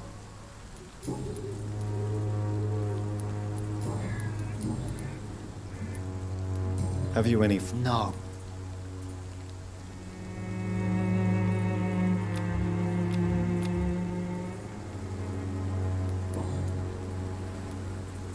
Have you... No. You... As a... I have heard...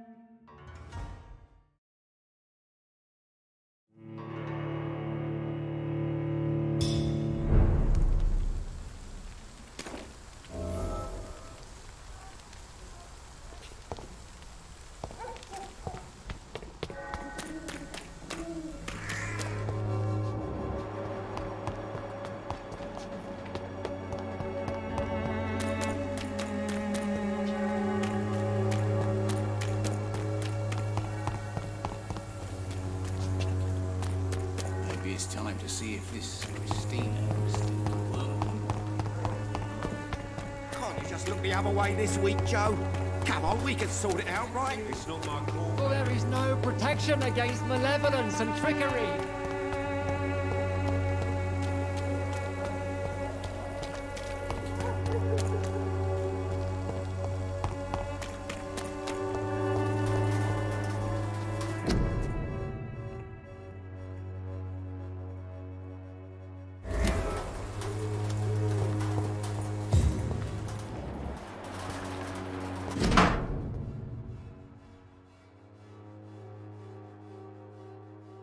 The content of Darius' letter to his children could give me more leverage to enter. Good evening, miss. I'm Dr. Reed. I'd like to ask you a few questions. I know what you're thinking. A tall stranger who meets a girl in the street at night. It reeks of the penny dreadfuls. But I mean you no harm, truly.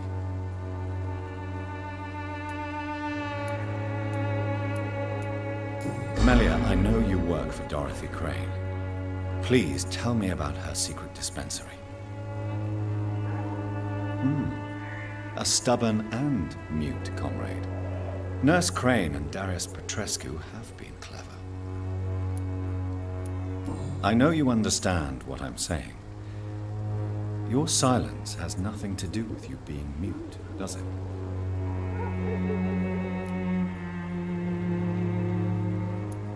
Very well.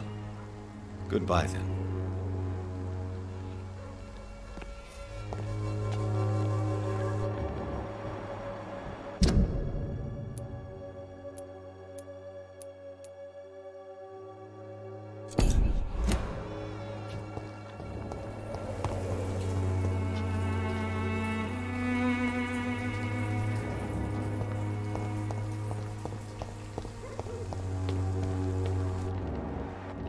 It's locked, all right.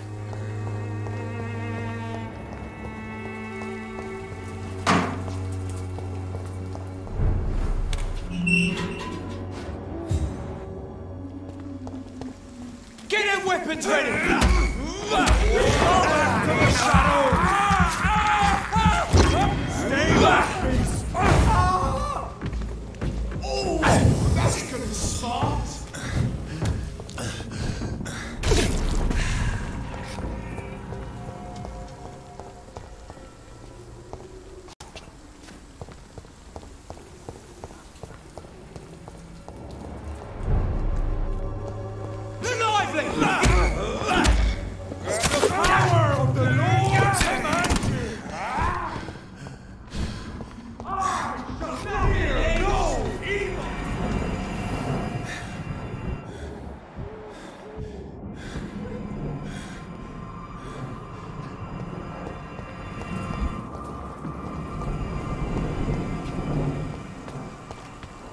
It's locked.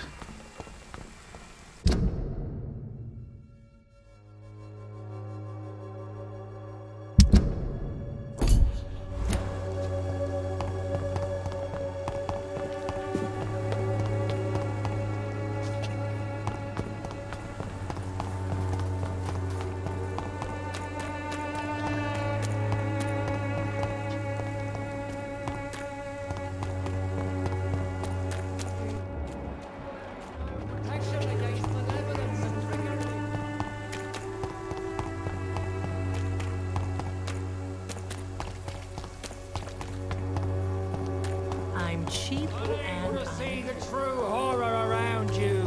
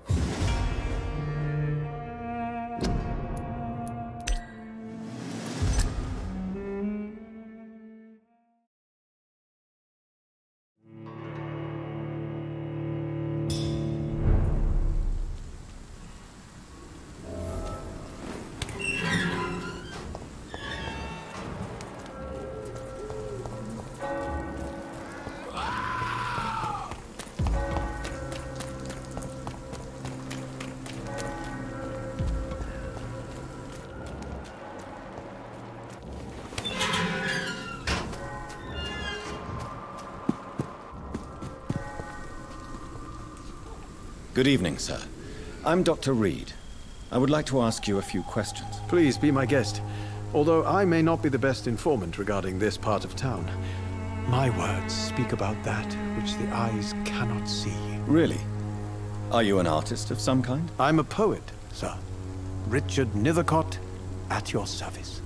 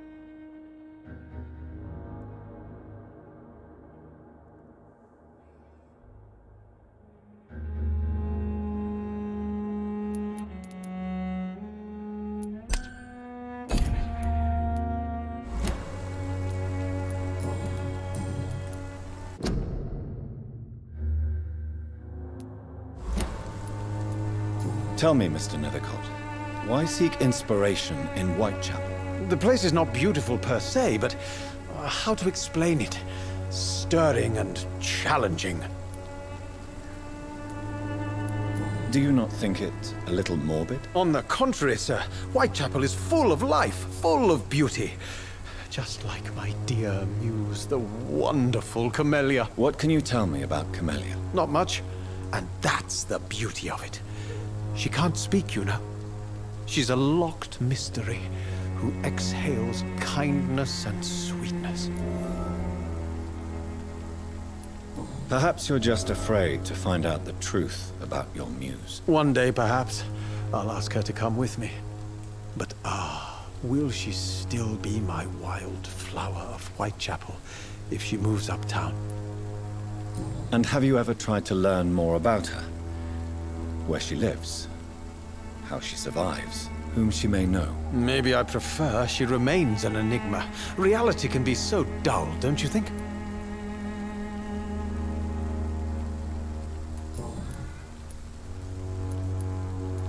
In what way, exactly? The struggle by gaslight, the barren smiles and the added hunger under the rain. If you say so. Such vibrant antagonism and vivid paradox. The stripped humanity raged across each street. Vivid, of course, yes. And what about the poignant distress? Oh yes, the poignant distress. You see what I mean, don't you? That's what I want to write about, and that's what Whitechapel is made of. Did you know the mute florist is a member of a secret society? No, I didn't. But I thank you for this information, sir. For it only enriches the mystery surrounding the precious Camellia. I fear you are a hopeless romantic, Mr. Nethercott. Guilty as charged, Dr. Reed. Are you not curious? Is there not more you wish to know? That girl has not an ounce of malice in her. Whatever she may be hiding, it's certain to be for the benefit of most, if not all.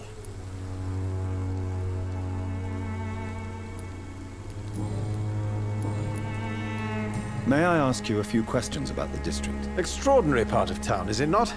I'll be glad to help you, if I can.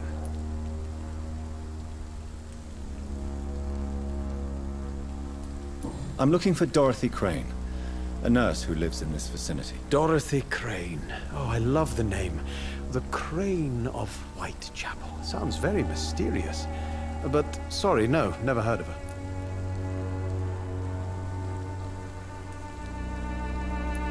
What can you tell me about an old man called Darius? Darius Petrescu? Yes, I know him. At first, I thought he was only a small publisher.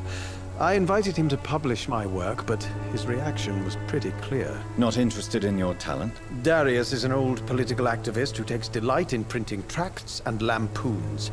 Those communist activities only require mediocre writing skills.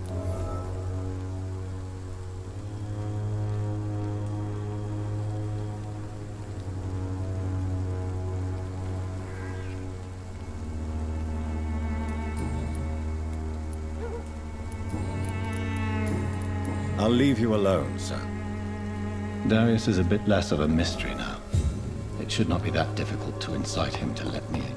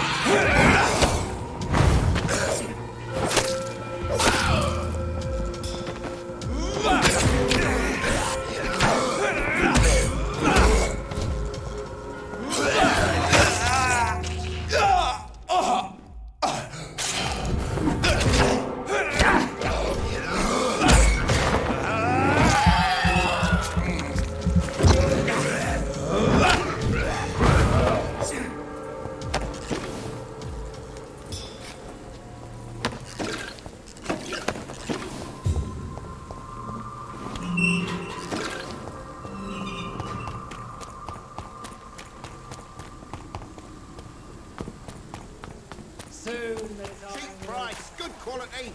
Come on, take a look. Don't be afraid.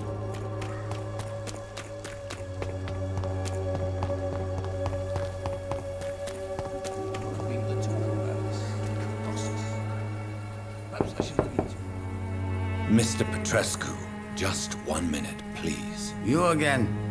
Go away.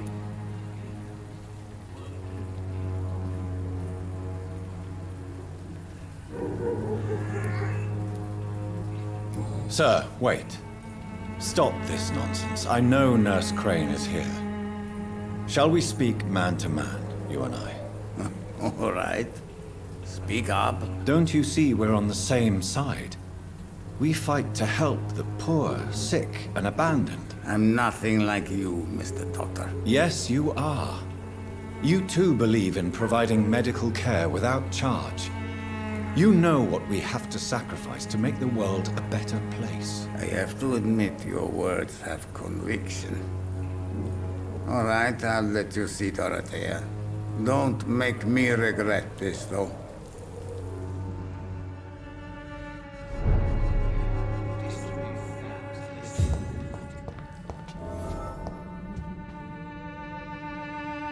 If you want to talk to Dorothea, you must go across the courtyard and take the stairs. We've not been formally introduced. May I ask your name and occupation, sir? I am Darius Petrescu. I'm here to keep snitches and spies away from Dorothea. And I also run this little print shop. Tell me everything you know about Camellia, the mute florist. I do not believe in the afterlife, Doctor, but I'm almost convinced Camellia is an angel. She volunteered to give out our medical leaflets. Who is she, really? Do you know where she's from? She's not from around here, that's all we know. Camellia is not even her name. It's her favorite flower. You say she has no close family? Well, there's that awful poet who constantly follows her around like a lost puppy. A good man for sure, but a very poor writer. Are you not worried for her safety? She is as brave as she is tough. And clever, too. If only I had met her when I was younger. Are you in love with Camellia, Mr. Petrescu? Don't be stupid. If I had met her when I was younger, we could have won our revolution. So Dorothy's real name is not Crane? Like myself and many people in this area. Dorothea is from occupied Romania. That's all you need to know. She seems important to the community. More than you can imagine. The West End does not want to hear of Whitechapel's misery. Dorothea is one of the few doing something about it.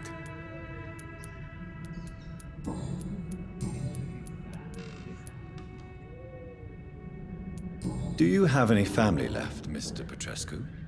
Children or grandchildren? Who knows? I have abandoned my people for so long, they might as well be dead. As dead as I am for them, I suppose.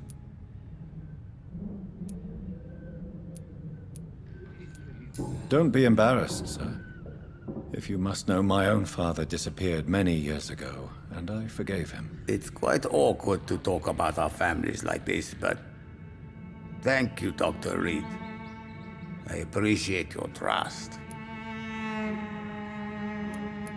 This war won't last forever. Did you ever think of returning to your country now it's free? No. I have taught strength and determination to my sons and daughters. I'm an old, dying man who only has memories of better times to cherish.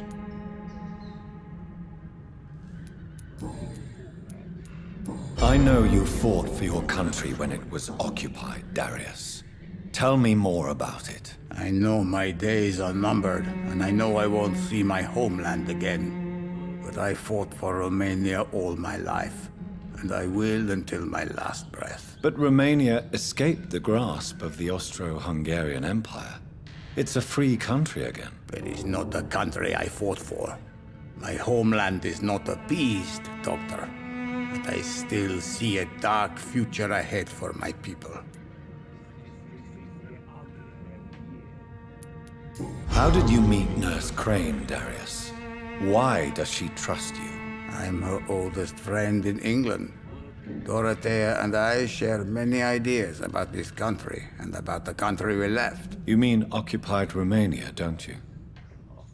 Even if not directly, I fought against your enemies. Really? Then perhaps you have more in common with Dorothea than meets the eye, Dr. Reed.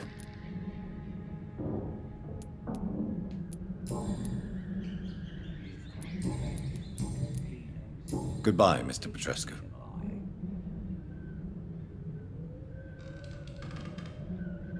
This district seems to get uglier every year.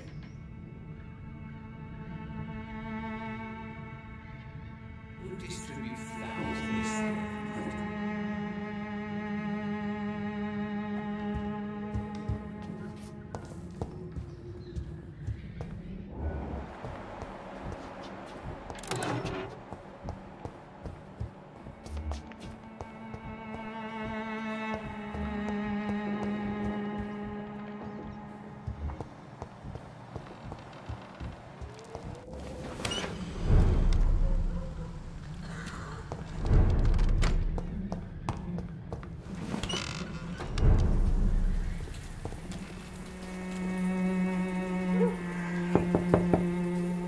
Hello, Mr. Petrescu. Hello, Dr. Reed.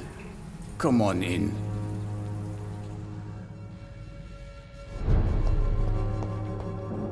Distribute flowers in this night.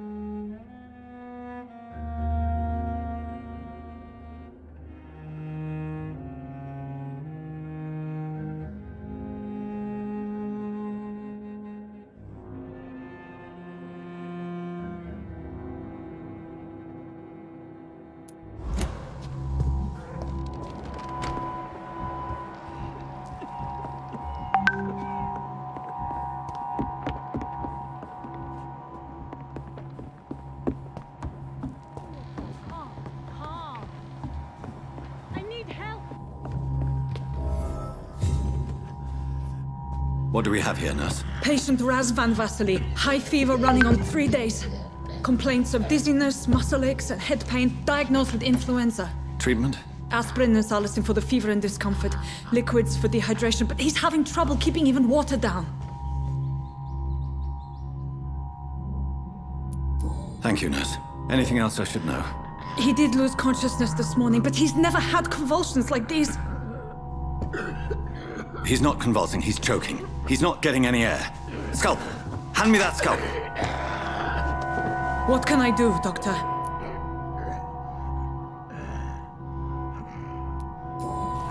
It's too dangerous to operate with these convulsions. Sedative, nurse. Do we have any anesthetics? I'm sorry, Doctor. None at all.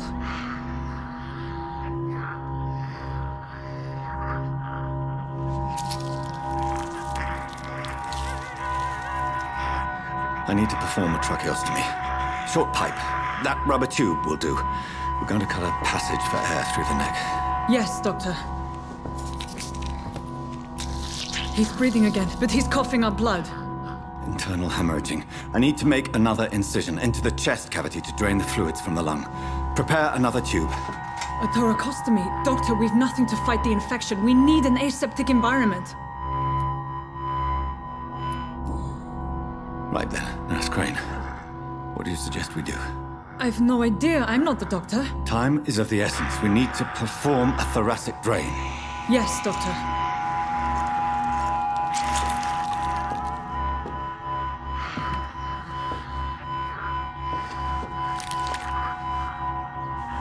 He's still bleeding, Doctor. I'm losing his pulse. The drain must have punctured the intercostal artery. There's too much blood. Are you all right, Doctor? I can't see.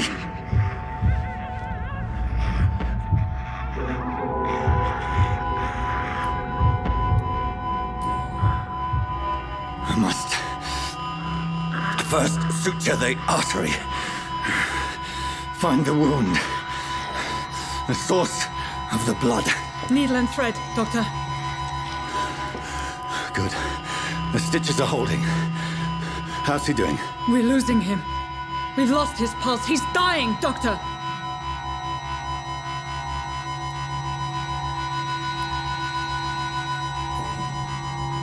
Cardiac massage, now. Cardiac... What? Are you making this up as you go along?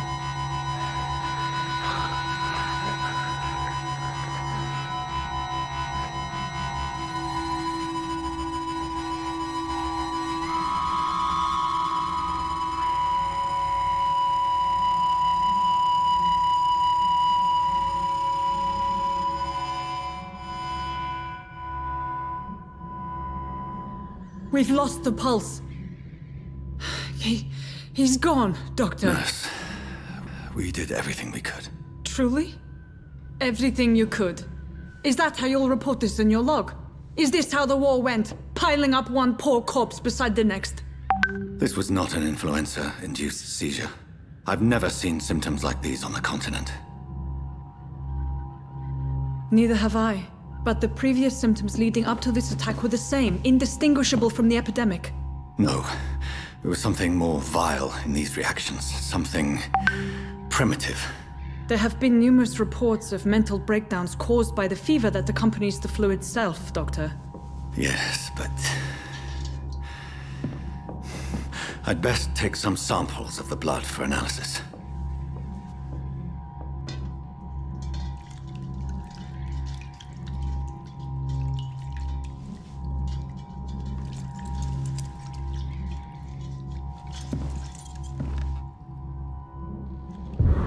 You're here to test my bedside manners.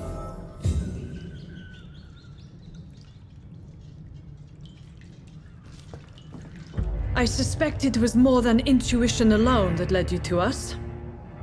So, how might I be of service, Dr. Reed? I've come to put an end to this insufferable blackmailing, Dorothy. Doctor, you think your warnings scare me? I've stolen and plied, blackmailed and lied, but what else am I to do? I'm all these people have. But why Lady Ashbury? Why her, of all people? She's pristine and proper, all right. But that she-wolf in sheep's clothing murders the poor for sport. I have her where she belongs, and I'll milk her for all she's got. Dr. Swansea is a sensible and honest man. He wouldn't have refused your friend's care at Pembroke. It's easy for you to say, Doctor. These people cannot go to the police, nor to the hospital. They don't even speak English. They depend on me for everything.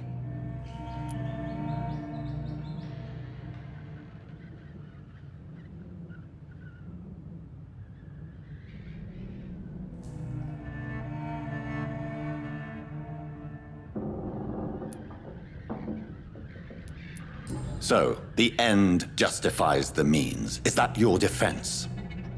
I know you're kind, Doctor. Just another fine-heeled, silver-spooned gentleman who was given the world on a platter. You know nothing of poverty. Nothing of the shame, the hunger, the loneliness. You've convinced me of the sincerity of your actions and their noble justifications. But all the same, blackmail is a crime, and it will stop, Nurse Crane. So, are you going to turn me over to the authorities?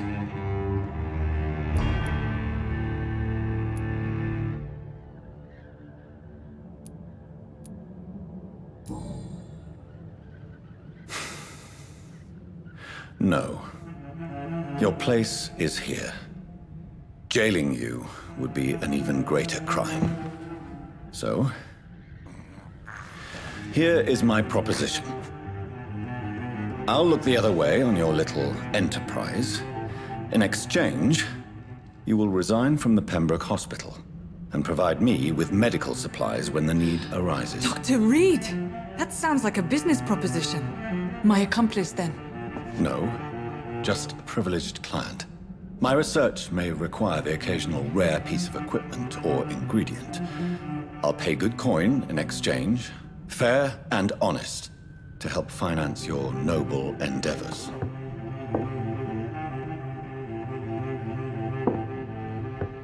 We have ourselves a deal, Doctor.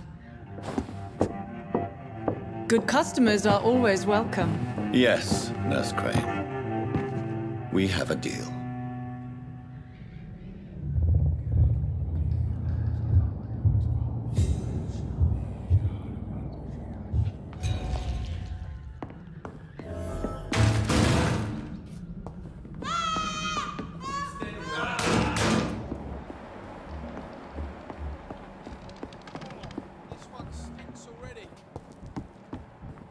I cannot enter.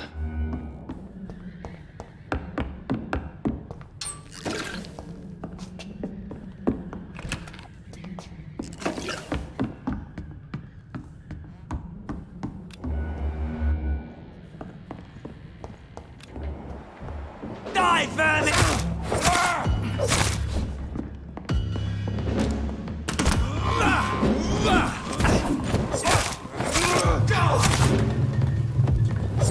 Watch it! It's a killer!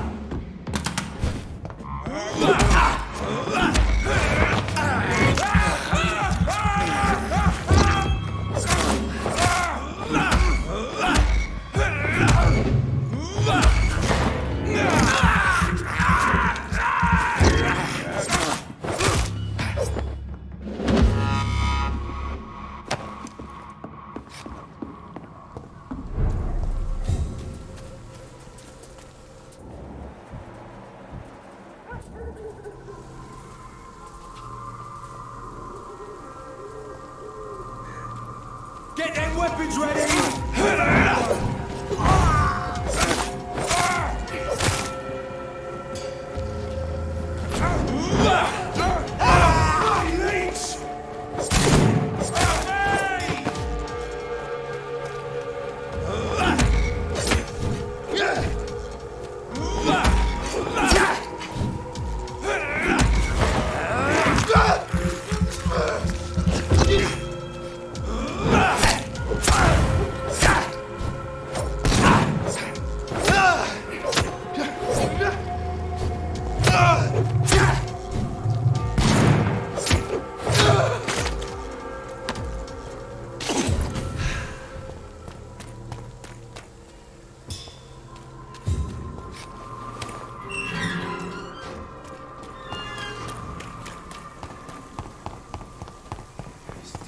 seems to get uglier every year. As long as you have the money.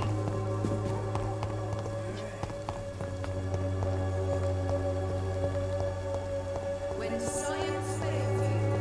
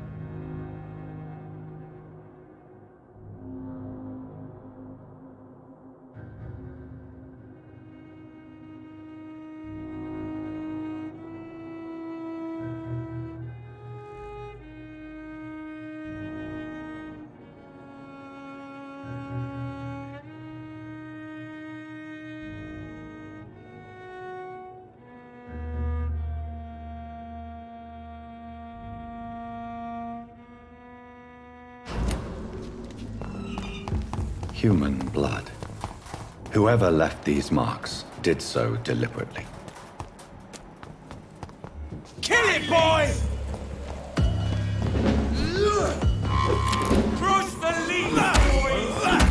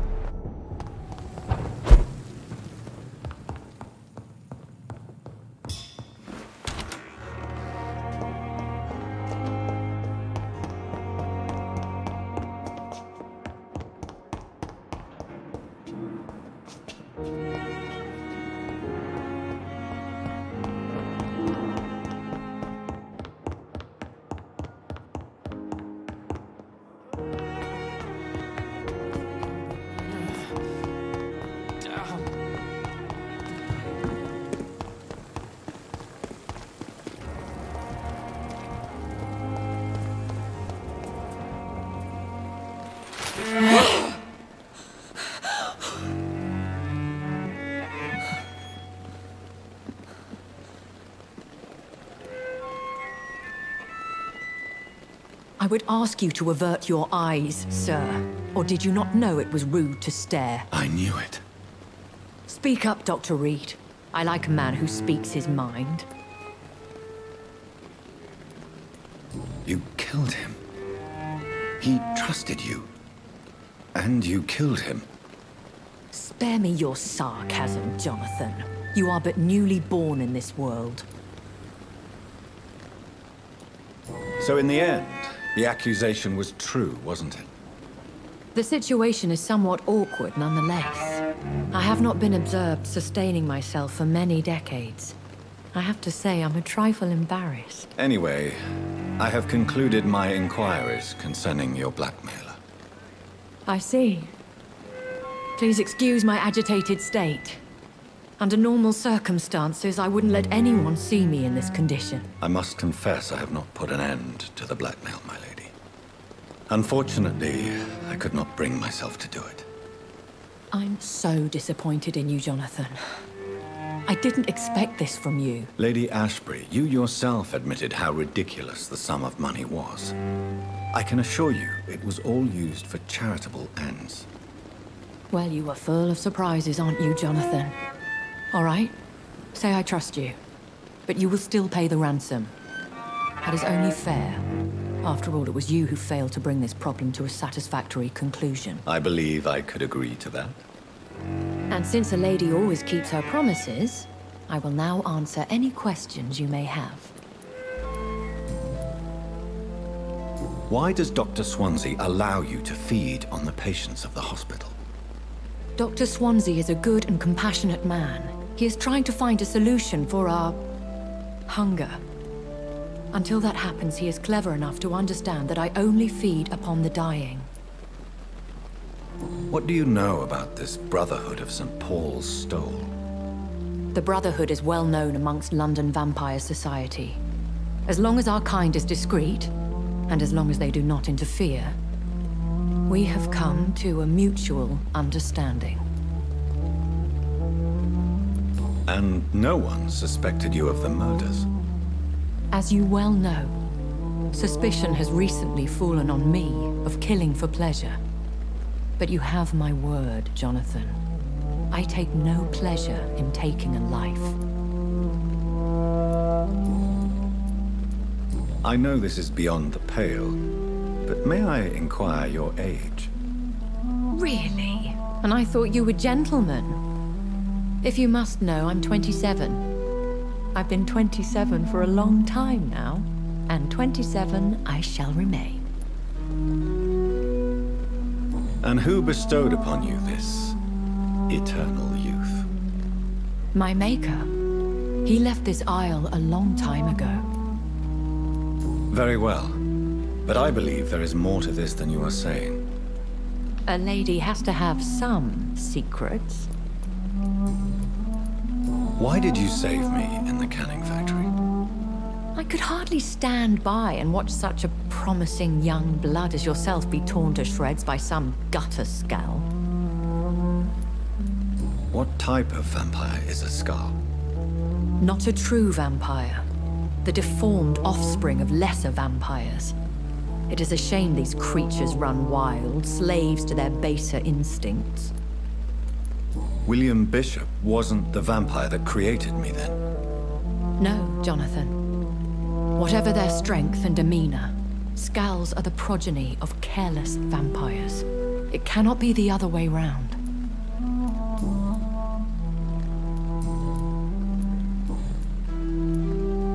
I've been away from London and England for 3 years. This isn't the city I remember. Things have gone from bad to worse here, Jonathan. I've lived in this city for a long time, and I've never seen it like this. The Spanish flu has hit London that bad? Yes, but it's not just that. I've heard things. Things I've not heard for a very, very long time. There are whispers in the shadows. Something far worse than the Spanish flu is here, in the city. What is it you fear? Fear has long since flown this form. But there is something malevolent circling us. I feel fear is merely waiting in the wings.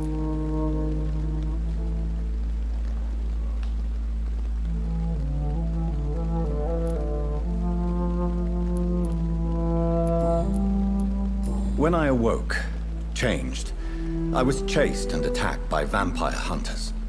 Prepared and well-trained. Though I can't be certain, more than likely it was the once glorious Guard of Priwen. Once glorious, but still dangerous. They have seen better days, but all fanatics are dangerous. You would be wise to stay clear.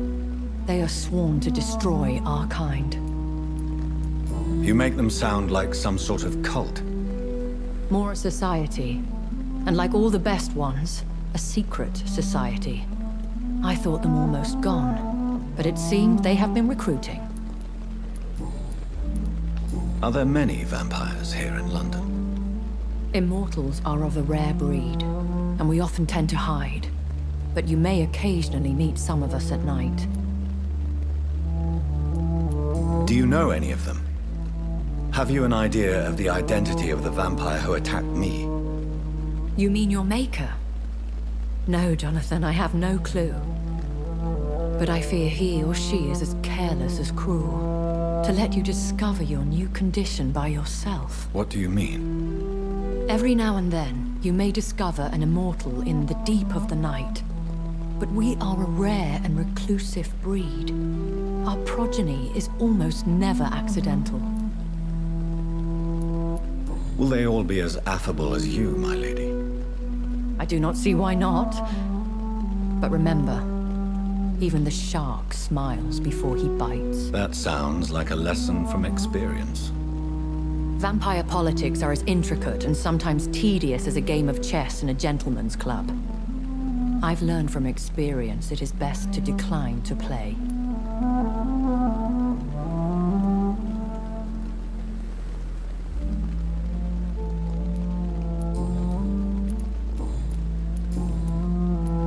I've been hearing a voice talking in my head. Is this some kind of insanity? It feels like the voice of the vampire that created me. Hush. Tell no one this. It would be unwise to talk of such things amongst British immortals. Speak no more of your maker. How could this cause offense? Only the powerful immortals can mentally call to their progeny. No vampire or hunter will sleep easy, knowing that an unidentified elder is stalking the streets of London. Excuse my forwardness, but... are you my maker? Me? Goodness, no. Only a foolish immortal would create a progeny without taking precaution, and I'm no fool.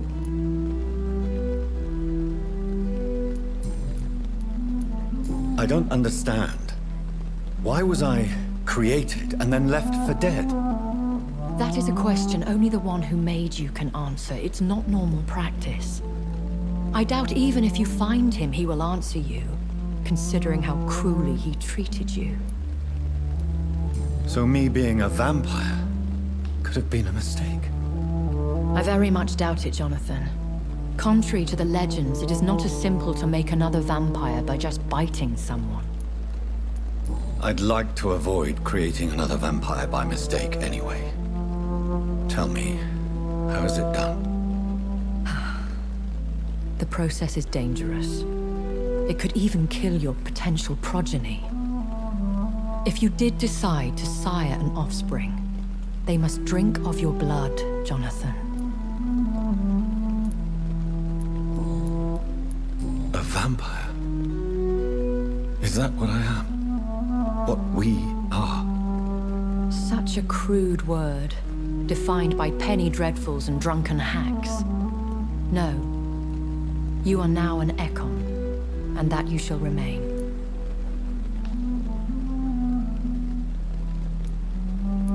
Are you an Ekon too? Yes, I am. We are the closest thing to what man refers to as vampires. Forget what you think you know about us. So we are Ekons. How can I identify us amongst other vampires? How to put it? All Ekon are vampires. But all vampires are not Ekon. We are but a branch of the immortal tree.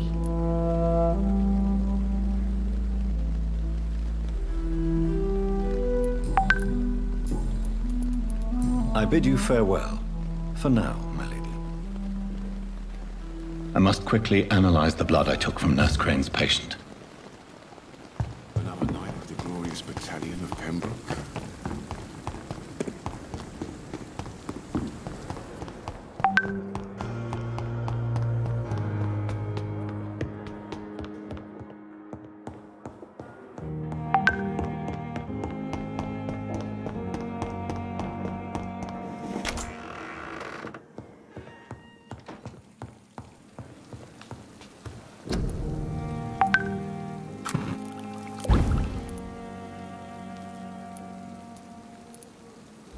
Razvan Vasily was infected by Spanish flu, but also has the highly unstable blood of the Scowls. Is the London vampire epidemic transmitted through the flu? I should talk to Dr. Swansea about it.